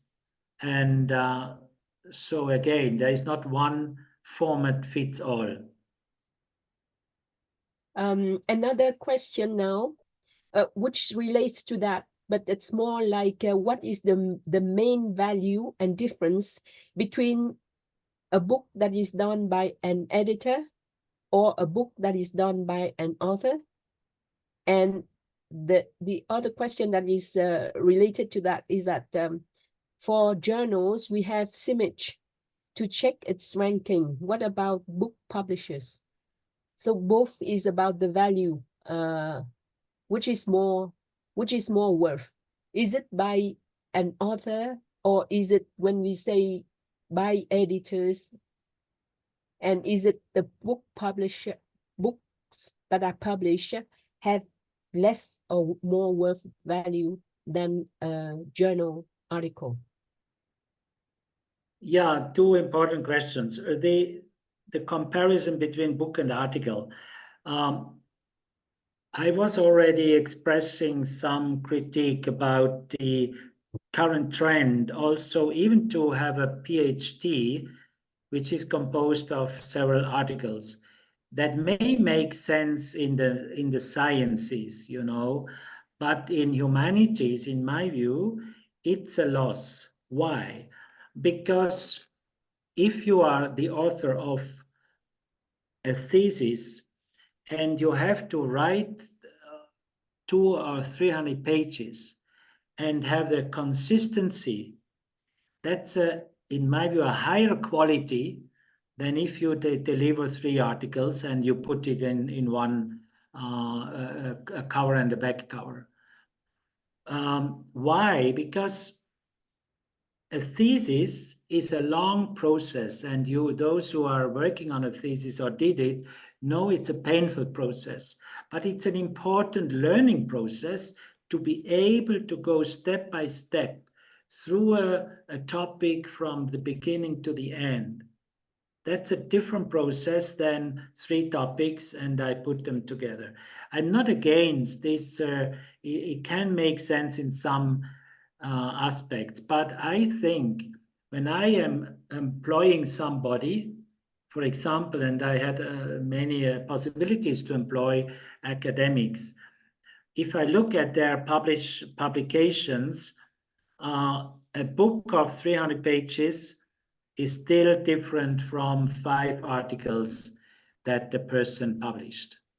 Because I see then the endurance, it has also to do with endurance, the endurance of a person to be able to do that. And that does not mean that articles are not relevant, of course, they are. But don't say a book is not important. It is still important, also as a single author book, where you show your qualities and your thinking, and also the consistency of your argumentation. The second question was related, what was the point? You had 2 aspects. So the 2 aspects of the, if it is signed by an editor, that means that a book that is done by an editor and a series of articles that make up the book, or an author by itself. Yeah. For example, me, I would add to that, you know, it depends on where you are in your life. I would suggest really start with a standalone book and articles on your own, or at least to show that, and then the more publications you have, the more you can also add to a collection of articles. But that does not mean that if you have now an article, for example, and you want to offer it in the book that is now planned with Brendan and Duke, and so these volumes can be very valid. And I have not yet in the whole list of contributions. So I would suggest that don't hesitate to offer an article in such a collection of, in such a book. So again, there is not one model which fits all. It depends on your situation and your needs and the service you do for society, as I said in my 12 points. I have another and also question. Look for advice, you know, write an email to Duke and to Brendan or to me and to others and say, what would you advise? Is that good if I publish it there, or I publish it first in a standalone book or whatever? I think we all need the discussion with others to find the right answer. I have 2 questions now. One is I think something that is related to a scientific article. That means that it is time sensitive. And another one is about writing a cumulative PhD with many authors, and some of I'm reading texto what is say here. I'm still not clear about one point. Could you please help advise? I am writing a cumulative PhD thesis. For some journal articles, I cooperate with other doctoral researchers. Do I have to rewrite some parts which were written by my co-authors in my PhD dissertation? I think it's about referencing. Yeah, a cumulative thesis normally is a thesis where you have 3 articles or 5 articles which you wrote yourself. If one of them has a co-authorship, it's a bit complex. I would suggest you ask your supervisor what he or she says about it. It's not excluded in my view. It's not excluded if in a thesis you have also a cumulative in a cumulative thesis PhD you have also articles with different authors, as long as it's clearly transparent and you clearly declare who does what. And in research projects, for example, in social sciences, where you have data collection, it's quite normal that you have several authors, because I take the example of the one son who did political science. He did a PhD on research, European research on political processes. So one from Germany, one from Holland, one from Switzerland, and he did the one from Switzerland and Germany, and others from Holland. So that's normal. Then you have co-authors, as long as it's clear who does what, and the supervisor can identify what you did as a PhD student. I think it's possible, but it depends also on the faculty and the country. Some universities or faculties may not allow it, and others support it. I think in social sciences, it's in sciences it's quite normal. In social science, it's a bit less. In ethics, it's also possible, but really it depends. I would say in empirical studies, it's more often, because you need different people who do part of the empirical study. Her question is, do I have to rewrite some parts? Or she didn't say it, but what she means, if she quotes somebody, does she have to repeat the whole thing, or rewrite it, or just referencing? And you said something about distinguishing authorship. So that means that so far as it is clearly indicated that who has written what on the different on the referencee. Sometimes we say like Kant 1949 or something like that. Then we know that Kant has written on that year. Then we refer already, and we have a reference, a bibliography in the end, where you have the full title, right? Is it correct? That means yeah, so that long is that you have to clearly reference. Yeah, I think that is the key.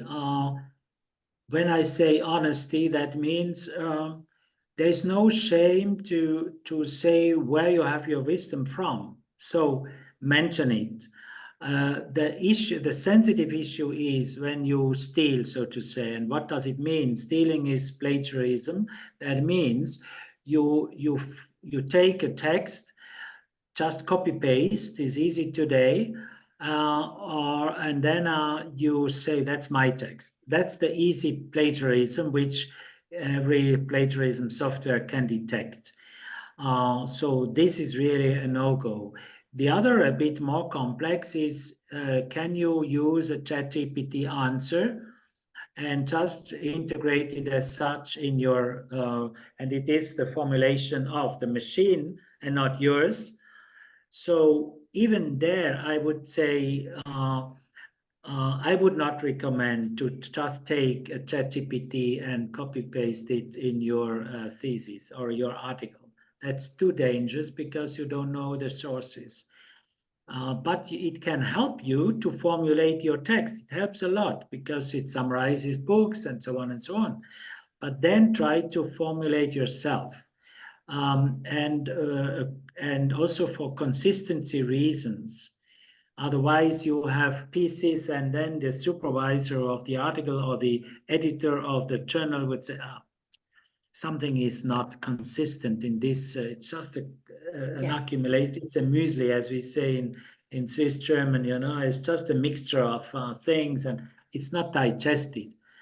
An article should be logical, digested, and consequential, so that one argument follows the other.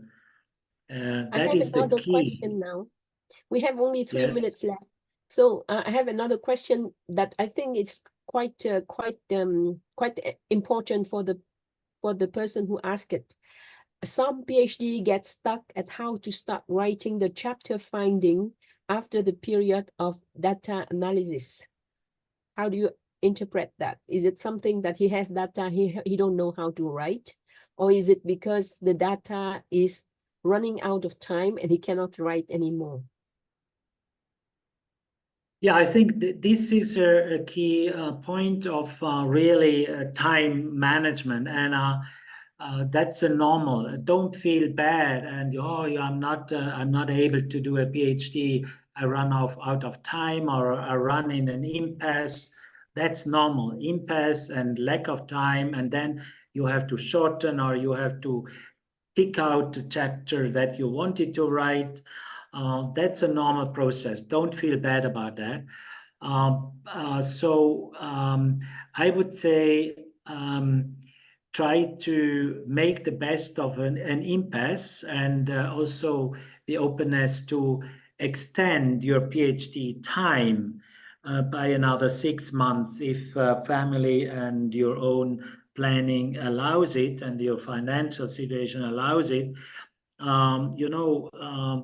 If you say, I want to finish my PhD in 3 years or in 4 years, and then you need 4.5 or even 6 years, don't feel bad. That is a normal process. But as Anto said, 7 years for the PhD, that's not bad. There are circumstances for that. But it's the other one, I would say, and that is very important. Do not think a PhD is your last book. It's the first book or maybe the second. So don't put everything in your PhD. Finish it. It's only one step in your life. Many people think now I have to do a complete encyclopedia. That's wrong. A PhD is a PhD. Have a focus. Finish it. Anto is laughing because we were discussing it also. So finish it once, and then you are free for the next step. And also the second recommendation, very important. Once you have finished it and it's accepted, publish it as it is. There are people who then work for another 3 years to rephrase, to modify. Exactly. Don't do that. And then you lose courage and you lose your motivation, and then you never publish it.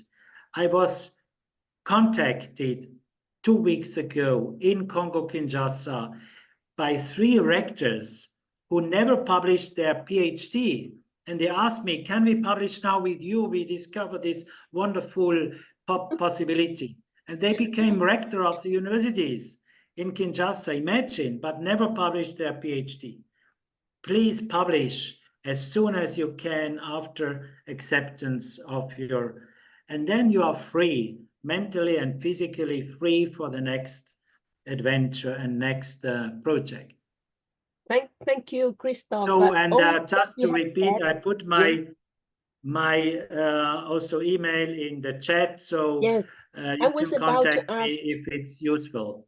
But I of was course, about Dick to is ask your Dick, and Dick Dr. is Dick helping you to also show the in globe that. ethics, show the globe ethics repository, because you have to explain two words, all the publications and the variety in that. Do you Dick, need can help? you give Yeah. the can you Okay. give can you share the repository.globeethics.net? Yeah, give me a second. Right. Yeah. So while Duke is putting I would that say in front just of us, I typed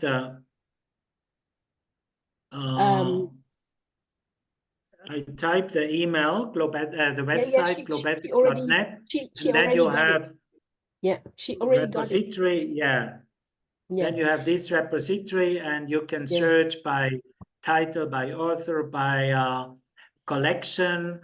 It needs a bit of time to become familiar, as with every library, but it's a wonderful tool. But of course, it's not on all topics. It's not science. It's about social science and ethics mainly. But explore as much as you can.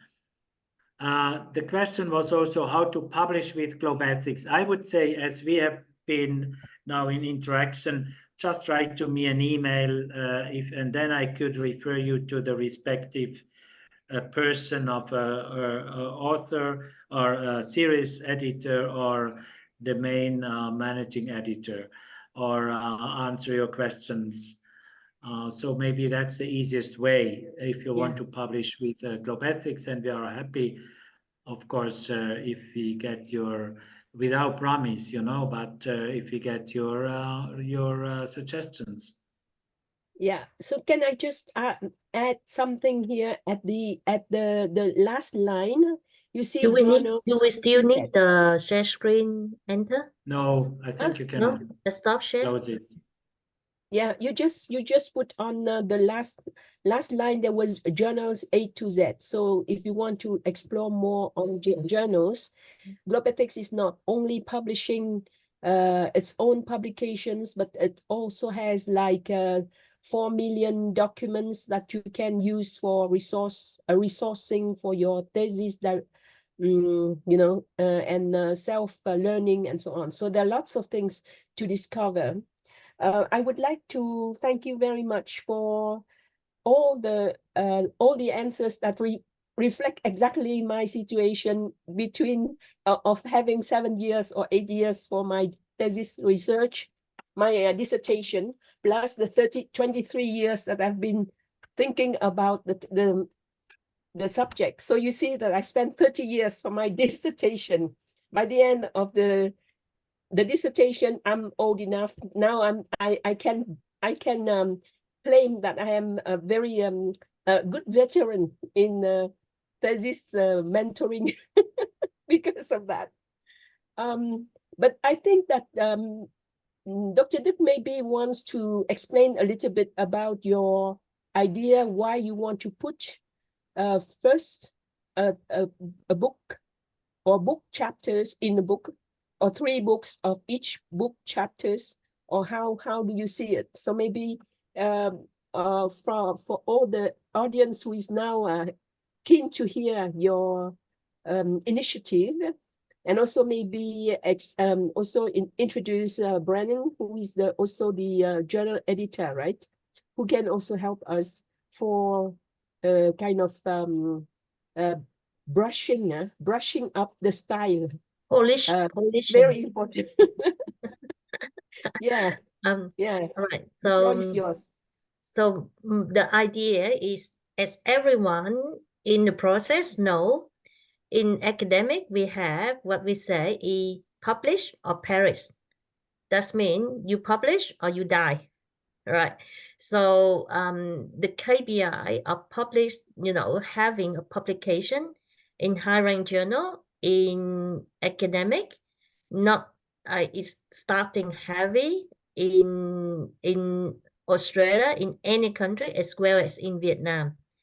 And from my own experience, I feel that, it's actually almost impossible for the early career researcher to be able to get their first paper to be published in a journal that are required, like, you know, a high rank, or, you know, get this SSI or something. So Yes, yeah. sorry, my son is screaming. I'm in the room with him, so okay. So what happened is, you know, I feel that KBERIs need to do something to help the early career researcher, to help the young researchers, young scientists, to have a channel where they feel that they're receiving a full support. They receive you know, a mentor, you know, a mentoring service, right? They receive all the help they need to get them a first publication, because the first publication, from my point of view, is not about where you publish, but to get it published as soon as possible will push your confidence. I guess that some other academic or the author or university, they will reject the idea, because they will say, you know, don't sell yourself short, right? So they always aim for the PhD student to don't publish two or three paper from your thesis at B rank or Q2 rank, but try to put everything together on your thesis, become, you know, an A rank paper, or, you know, even aim for A star.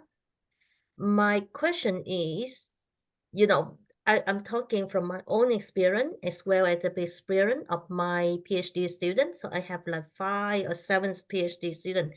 I have 7 PhD students, 5 completed, and 2 is still doing. So my personal point of view, I feel that to get the student to get a Q2 paper published while they are doing their PhD, or as soon as possible when they finish their PhD is more important for their career, to push their confidence, and then to help them learn the process of publishing, rather than let them waiting for, like, you know, 3 or 4 years. And then even, you know, if they bad luck because of peer review process, we know how what we call subjectivity, how biased the peer review process is, because, you know, all of us here definitely, if you have been working as academic for a while, you will know that you often receive, you know, a two opposite reviewer result. One is love your paper so much, and another reviewer think that your paper is rubbish. Right. So so that is, you know, when I'm in that process, and I said, I don't like it at all. It is time for me to create a you know, a publication, a journal for myself, to make KBERI become, you know, a channel for the young early career researchers to publish, or at least get them in the process to learn how to publish, how to write a paper or to publish. Right, so in front of the Zoom, right, with 77 people here, in front of, you know, the live stream on the webinar is being recording and live stream. I have to acknowledge that, you know, universe sent Dr. Enter to us. I couldn't believe that, you know, a person who is in Geneva will wake up at, you know, 4 o'clock in the morning just to jump into one of our weekly weekly research mentoring program, and then she's been there for, like, you know, the whole 3 hours. And then after that, Dr. Anta, you know, see that how passionate the KBERI team is in building the research capacity of, you know, of the research mentoring participant. Then she proposed a few things, and then I think that, you know, at the end, eventually we got the agreement that, you know, yes, KBERI will take the opportunities that Dr. Enter offer. And then, you know, so I think in about 24 hours, the team, and particular is Dr. Hong Lok and Dr. Chi Thang here, right? They, you know, they helped me to put together the research, you know, the proposal. the course for paper, which include the topics. And then I put together, you know, a few other points so that we have the course for paper that everyone is having now. All right. And then we have a meeting with Professor Christoph here. So things is going very well. And then I know Brendan for a while. Brendan used to be, Brendan has been a teacher, English teacher, writing English teacher with my other organization, the NCSN Language Bridge, right? And I know Brendan is excellent in, you know, reviewing, correcting, and motivating the young writer, right? So I said, you know, everything is like a piece of puzzle, you know, here and there. But when now I'm being able to put them together, then we have a project. And my intention is to have the 3 books to be published with Club Ethics by end of the year, before, you know, the year end, right? I know that we will be working very hard. And the idea is to be able to get the 3 books published, completed by end of the year. We need help. We need help from a lot of people. We need help from the experienced researchers like Dr. Dung Hoang here, who I asked him to, you know, turn on camera, because I guess that Chris, you know him, yeah? All right. So we need help from the experienced researchers who, like, you know, Dr. Dung Hoang of many others here, who have already their published paper in a high-ranked journal. I won't compromise the quality of the first KBERI book. I will not. I will not. I need it. We want the book to be published as soon as possible, but I will not compromise the quality. So the intention is to have the experienced researchers to allow us to pre-print their paper, but we not just simply pre-print the paper. If we pre-print the paper, right, you know, that they publish somewhere, it's kind of plagiarism. It's just a copy. So what I would like to propose is, you know, let's say, you know, Dr. Dung Hoang here, Dr. Hoang here, he offered, yep, KBERI can republish my Q1 paper, but then I would like, you know, all the younger researchers, let's read together, make it a team together. You see, you read those papers, and you see if you are able to find sum up, you know, a team or something that you be able to develop, write your own discussion paper or literature review paper, right? So writing from those reprint paper. So then we have the original paper, and we have the, you know, the reprint, the paper that who we review as, you know, a review paper, right? So that is the intention. Yeah, and then, you know, during the process, the experienced researcher will be the mentor for the younger researcher. So for example, on the screen, I will pick Miss Zhou Bui. She's doing her PhD, right? Probably she haven't got, I'm guessing, I don't know, right? But probably you haven't got so many publications. But next to you, Dr. Dung Hoang have a lot of, you know, Q1 paper, right? So, you know, Dr. Dung Hoang can be your mentor. And I know, you know, in KBERI, what we have is the advisory board. We have like 12 of us who are willing to be mentor, right? So we just need to build up, you know, as a team, right? So before today, I already, you know, sent to our yellow group, the research book group. I think Thắng, if you are still here, or Dr. Anta, could you share the link of the Google spreadsheet again? So I would like everyone to put their name in the topic. So we already have how many topics, let us say. So we have 3 books. Each book we have a big section.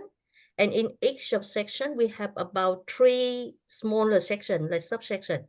So totally, we have about 54 topics, right?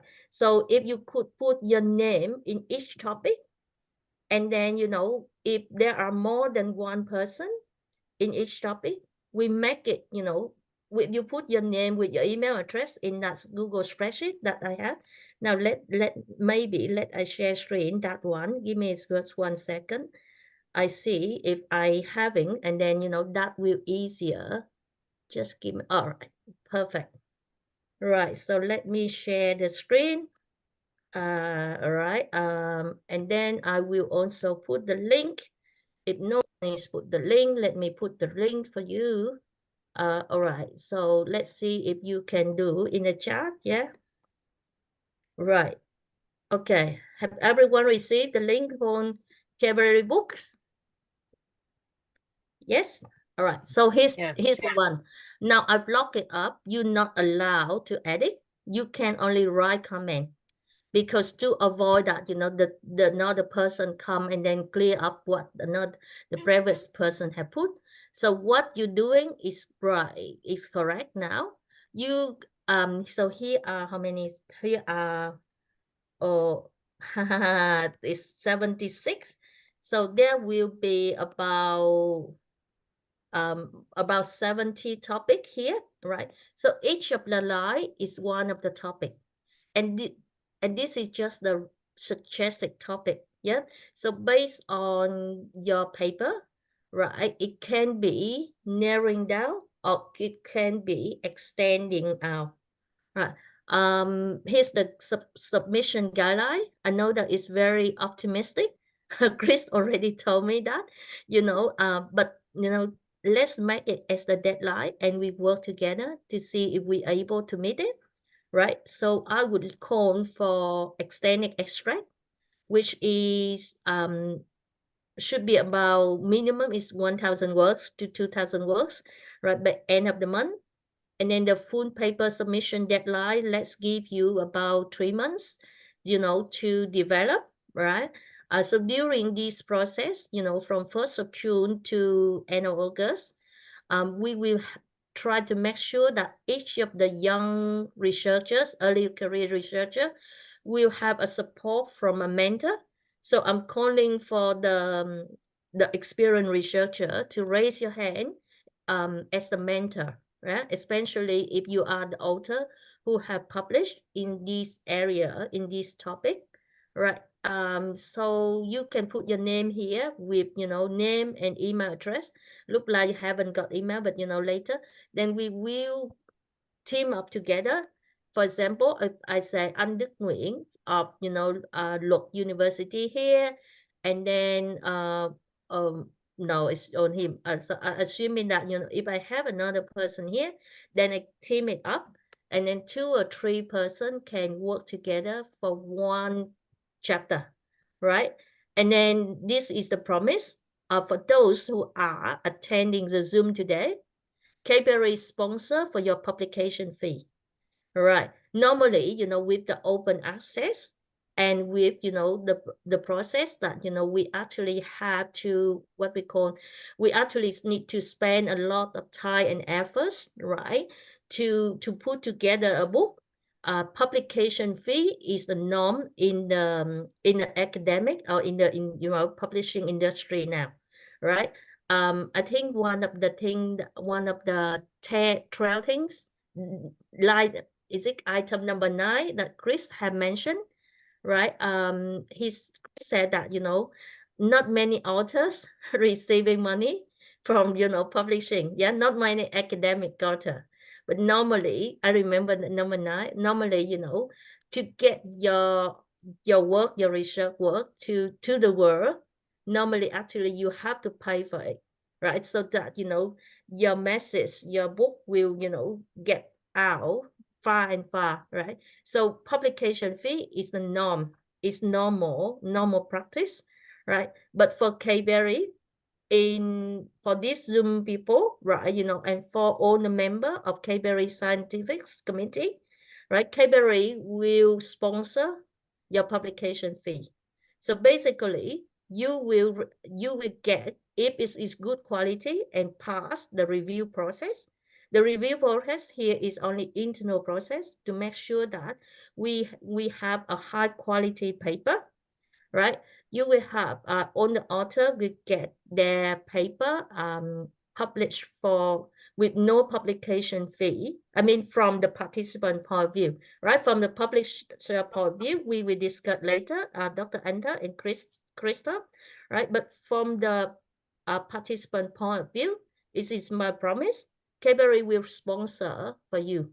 So no publication fee, subject to the high quality of the paper. And for those who are only on the Zoom who attend the webinar today, and the message has been sent very clear, very loud, because I want everyone to be on the Zoom today. I want everyone to listen to Professor Christoph, listen to Dr. Anta. Right? I want to make sure that everyone on the same page, everyone understand the message, why we are doing it. Right? And then that is what I would like to give opportunities only for these people, only for those who are still here with me, 71%. And then right, so my team member, Thắng or Lộc, can you make sure that you screenshot those people on the Zoom now? Because I only want to offer this opportunity for those who are here, right? I don't offer for everyone else. I only want to offer for those who are still staying now in the last minute at this moment with us. Thank you for listening. I'm talking too much. Well, I would like to add something, because as much as Duc is so happy to meet me, I am extremely happy to meet KBERI. I think that KBERI is designed to be the bridge. And maybe because your name is the bridge, that's why I joined at 4 o'clock, because it resonates something to me. I always think that the bridge is very good, you know. So when I first attend the research mentoring, I felt there was quality. The presentation, the way that you run the show, the quality of the attendance.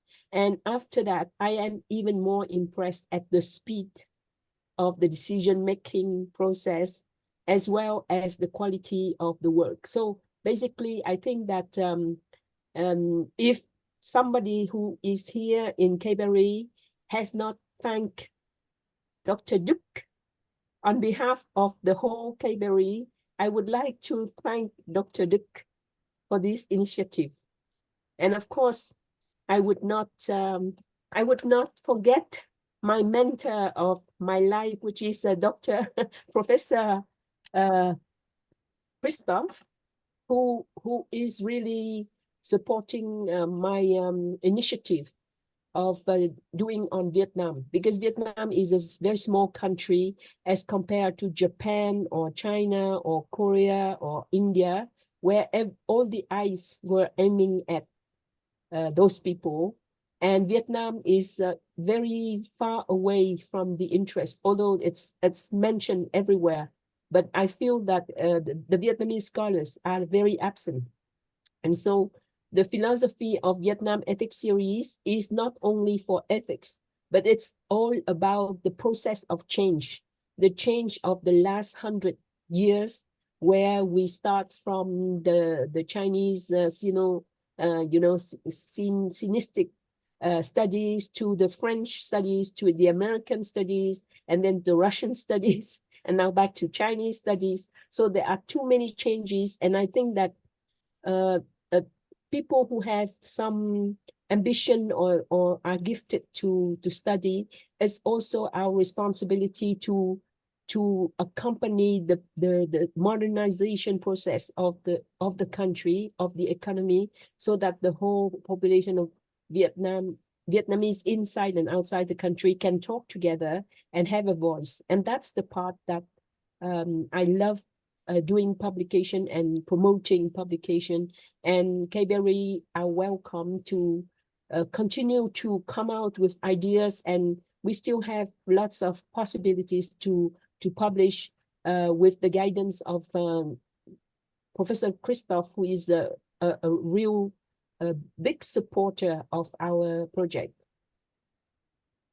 Thank you so much for all this.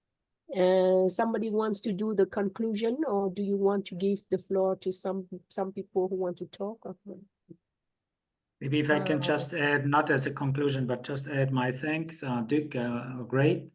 Also, I look at Brendan to connect, to know more about this next project. Maybe only what Duke already mentioned, that it's an ambitious time plan. So don't be disappointed if it takes 1 or 2 or 3 months more, but it's good to be ambitious. Just to know also that publishing, we are fast in global ethics and in this Vietnam ethics series, or we try to be. But in each case, 3 months for the publishers, so to say, to finalize and is normal. In journals, it's often 6 to 18 months. You wait and wait and wait. That's not our style, but just bear that if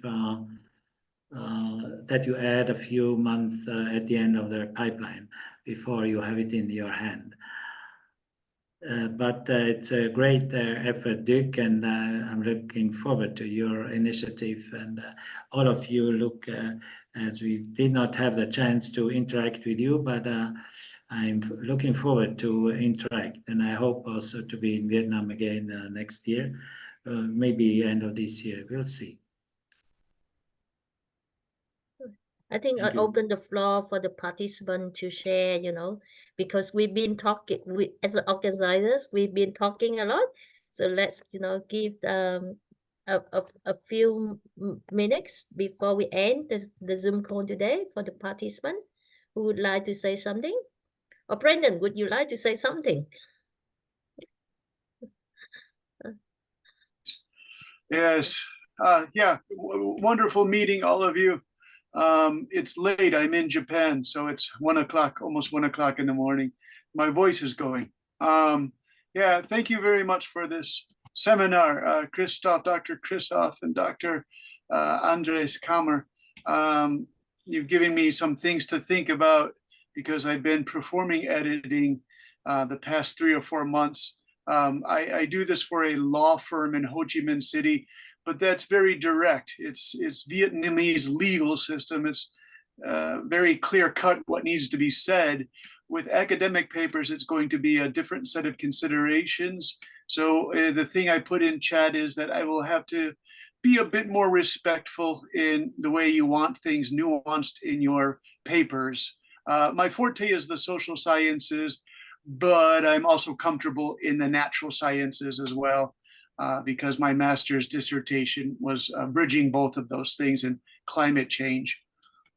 So I really look forward to a good challenge. I think it's going to be really quick paced considering the timetable we're looking at, but I enjoy the challenge because Japan is very hot in summer and I want to stay inside an air-conditioned environment, drinking iced coffee and working on your edits. So in Japanese, we say ganbatte, go for it. Thank you. Thank you.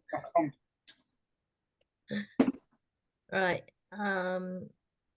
So all right, anyone else would like, can I see how many hands raised up and say you would like to take this opportunity to have your publication, to have a book chapter in KBERI first book?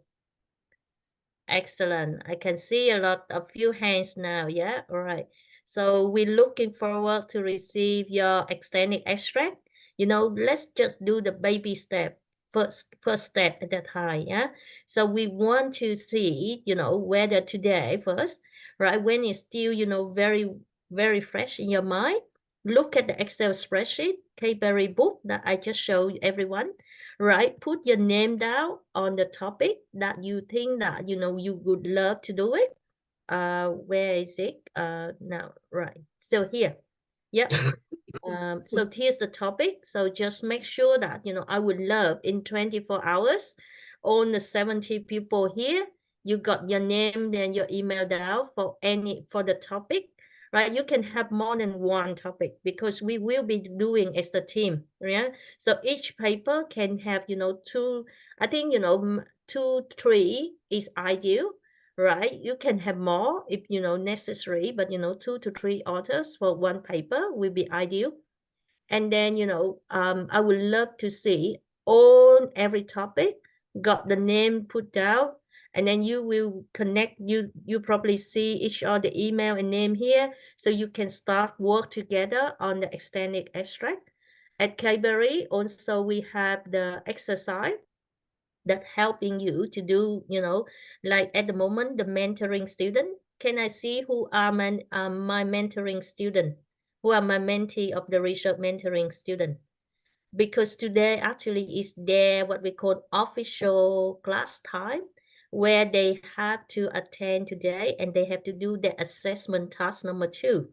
So they have done their assessment task 1, which require them to collect to review at least minimum 5 papers on each topic. And today, after listening today, they are going to do the assessment number 2, which is they have to write a discussion paper. I think the discussion paper is about 3,000 words or 2,000 words. I forgot, but I think 3,000 words I gave them from the 5 papers that they have reviewed, right? And they got like 1 month to do it.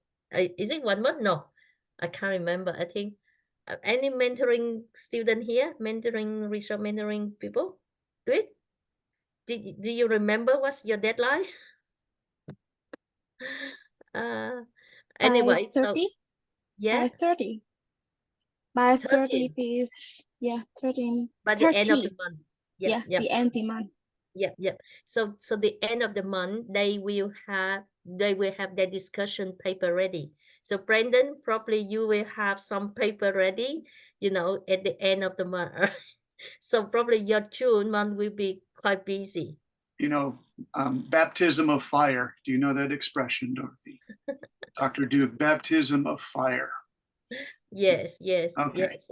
So that is also the deadline of the according to the plan. This is also the deadline. So All let's right. just work on the deadline of the end of May for now. Yeah. Okay. Yeah. Right.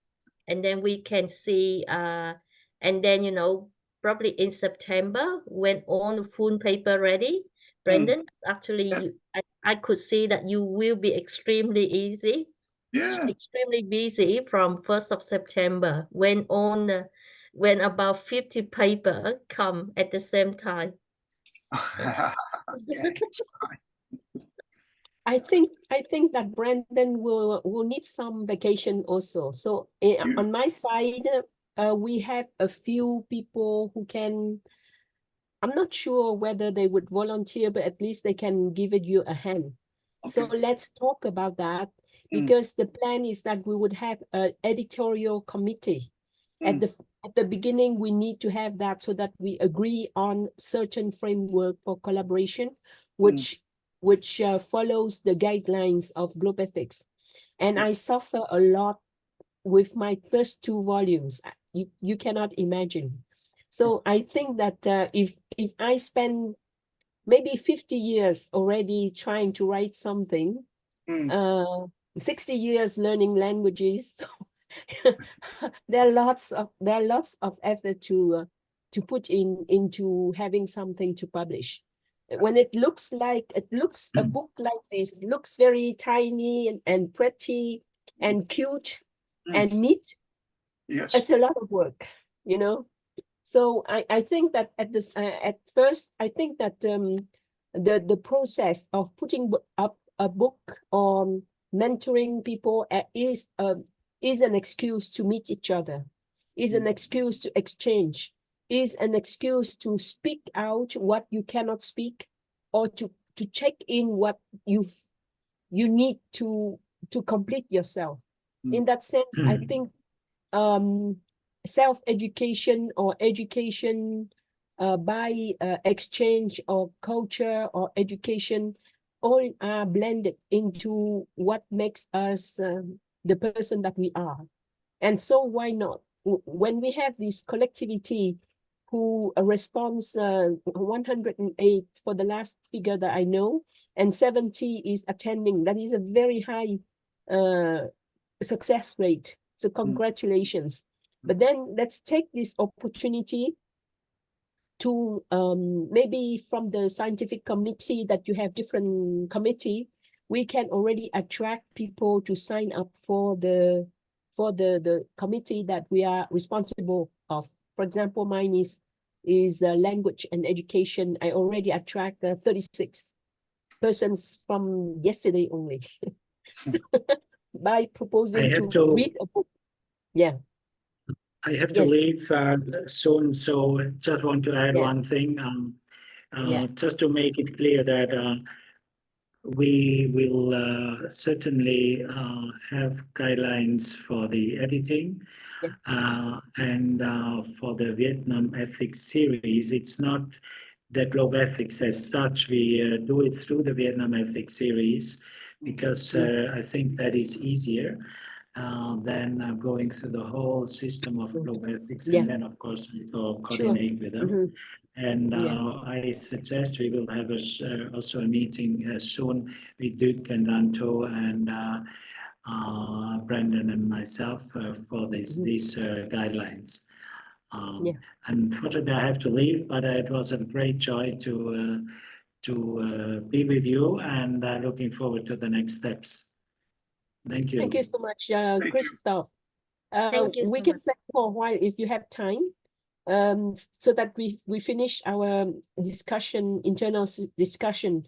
But that for Christoph, then it is clear that we follow what we have decided from last meeting, and this is only a concrete step forward where we are collecting papers in which I also volunteer to have one article.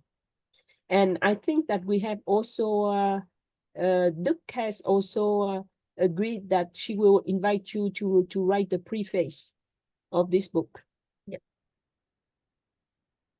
Yes, Is it will be correct, our Duc? it will be Yeah. our honor to have Chris to write at the preface. Yeah, the first preface. Yes, the preface is the very first ever book that KBERI has. And we may need to get you again on the Zoom, right? Later on to help with, to help people how to write a chapter, or actually not how to write a chapter, but how to edit the chapter. So maybe in the smaller team, yeah. So Brandon and a few other member from KBERI would love to catch up with you to learn how to edit the book in the process. Thank you, Chris. Yeah. And my intention is every year we have books, if not every month.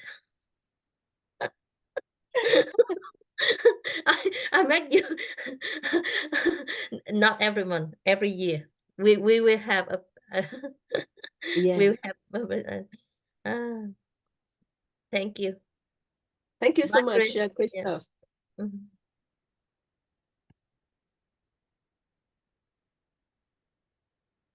All right. So what do we what So Dr. what I was saying is that from the committees, I have invited 36 just because I proposed to read a book that I had recommended to you, which is what is that already?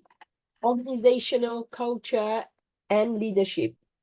And when I start reading this one, I bought it in 2015. And every day I just open and I say, I will read it. But today only, after 9 years only, then I start reading it. And I was so pleased because everything that I read, I think of Duc, of what she's doing.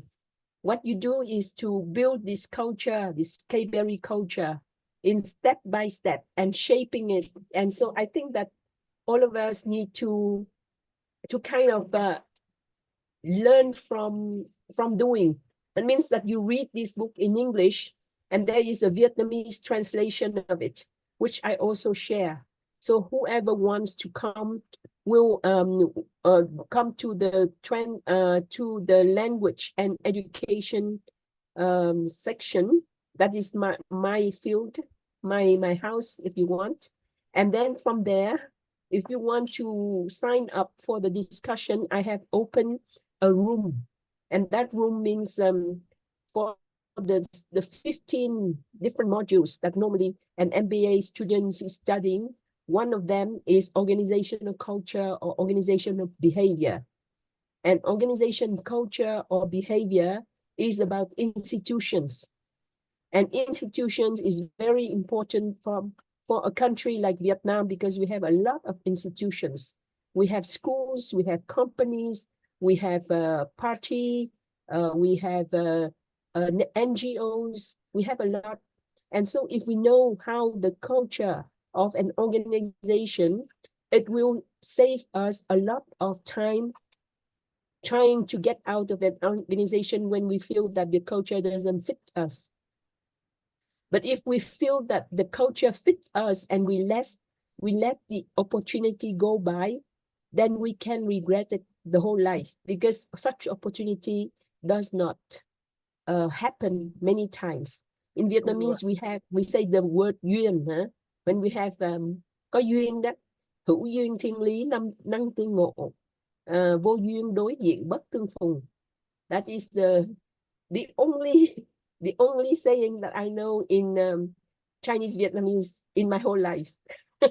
And that's enough. Yeah. So that is what I share from my experience. In a very short time, we can move a small unit of people who are eager to team up to do something. And it is based on a give and take attitude. Some people like to learn something, like learn English. Other people like to learn Vietnamese. Like in my case, I want to learn Vietnamese. And some people want to learn Vietnamese culture without learning the language. But seeing how Vietnamese interact is also learning about the culture. So there are many ways like that.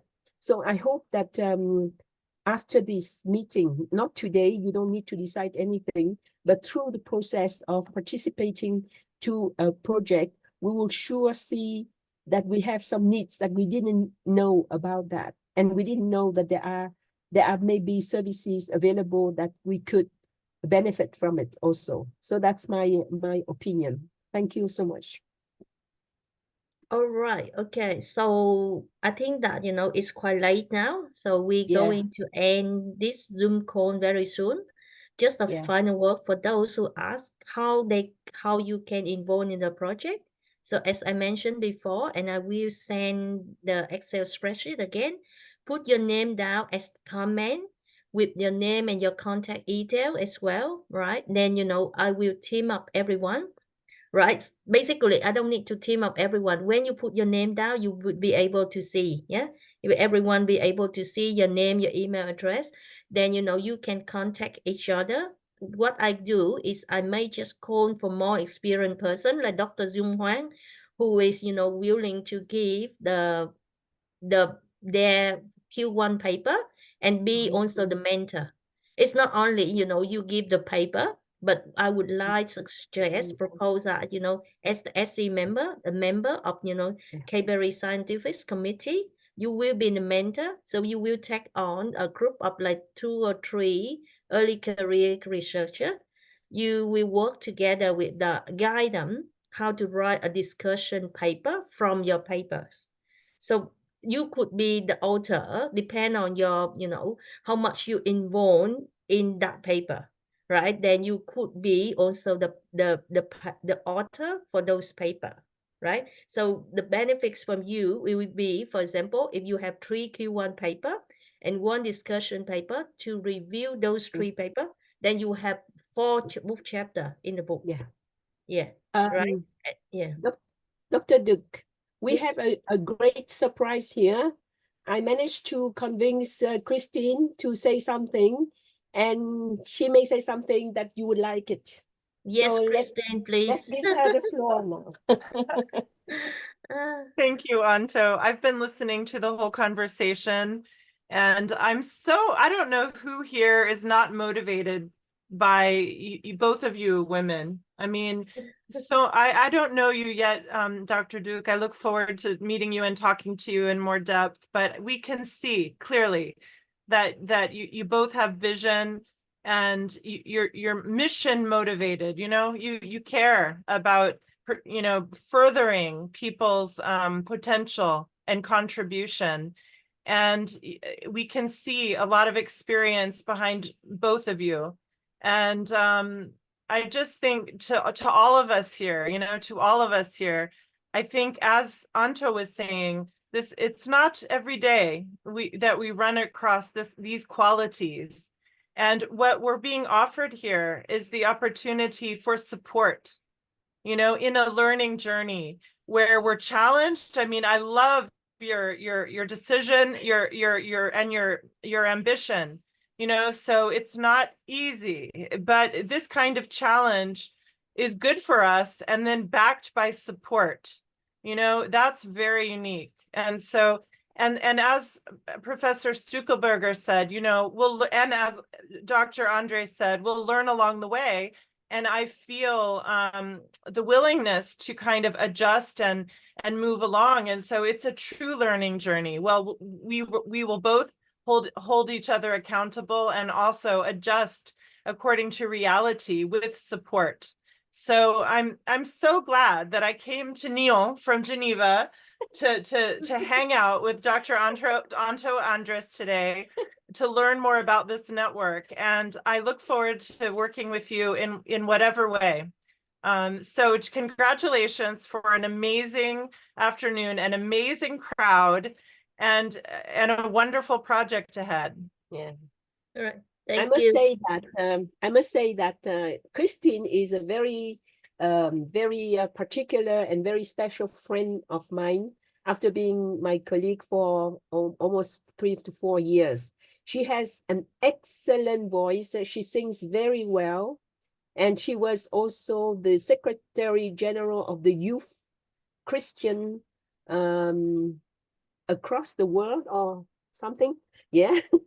and more important to our project, she's trained in Yale University, you know.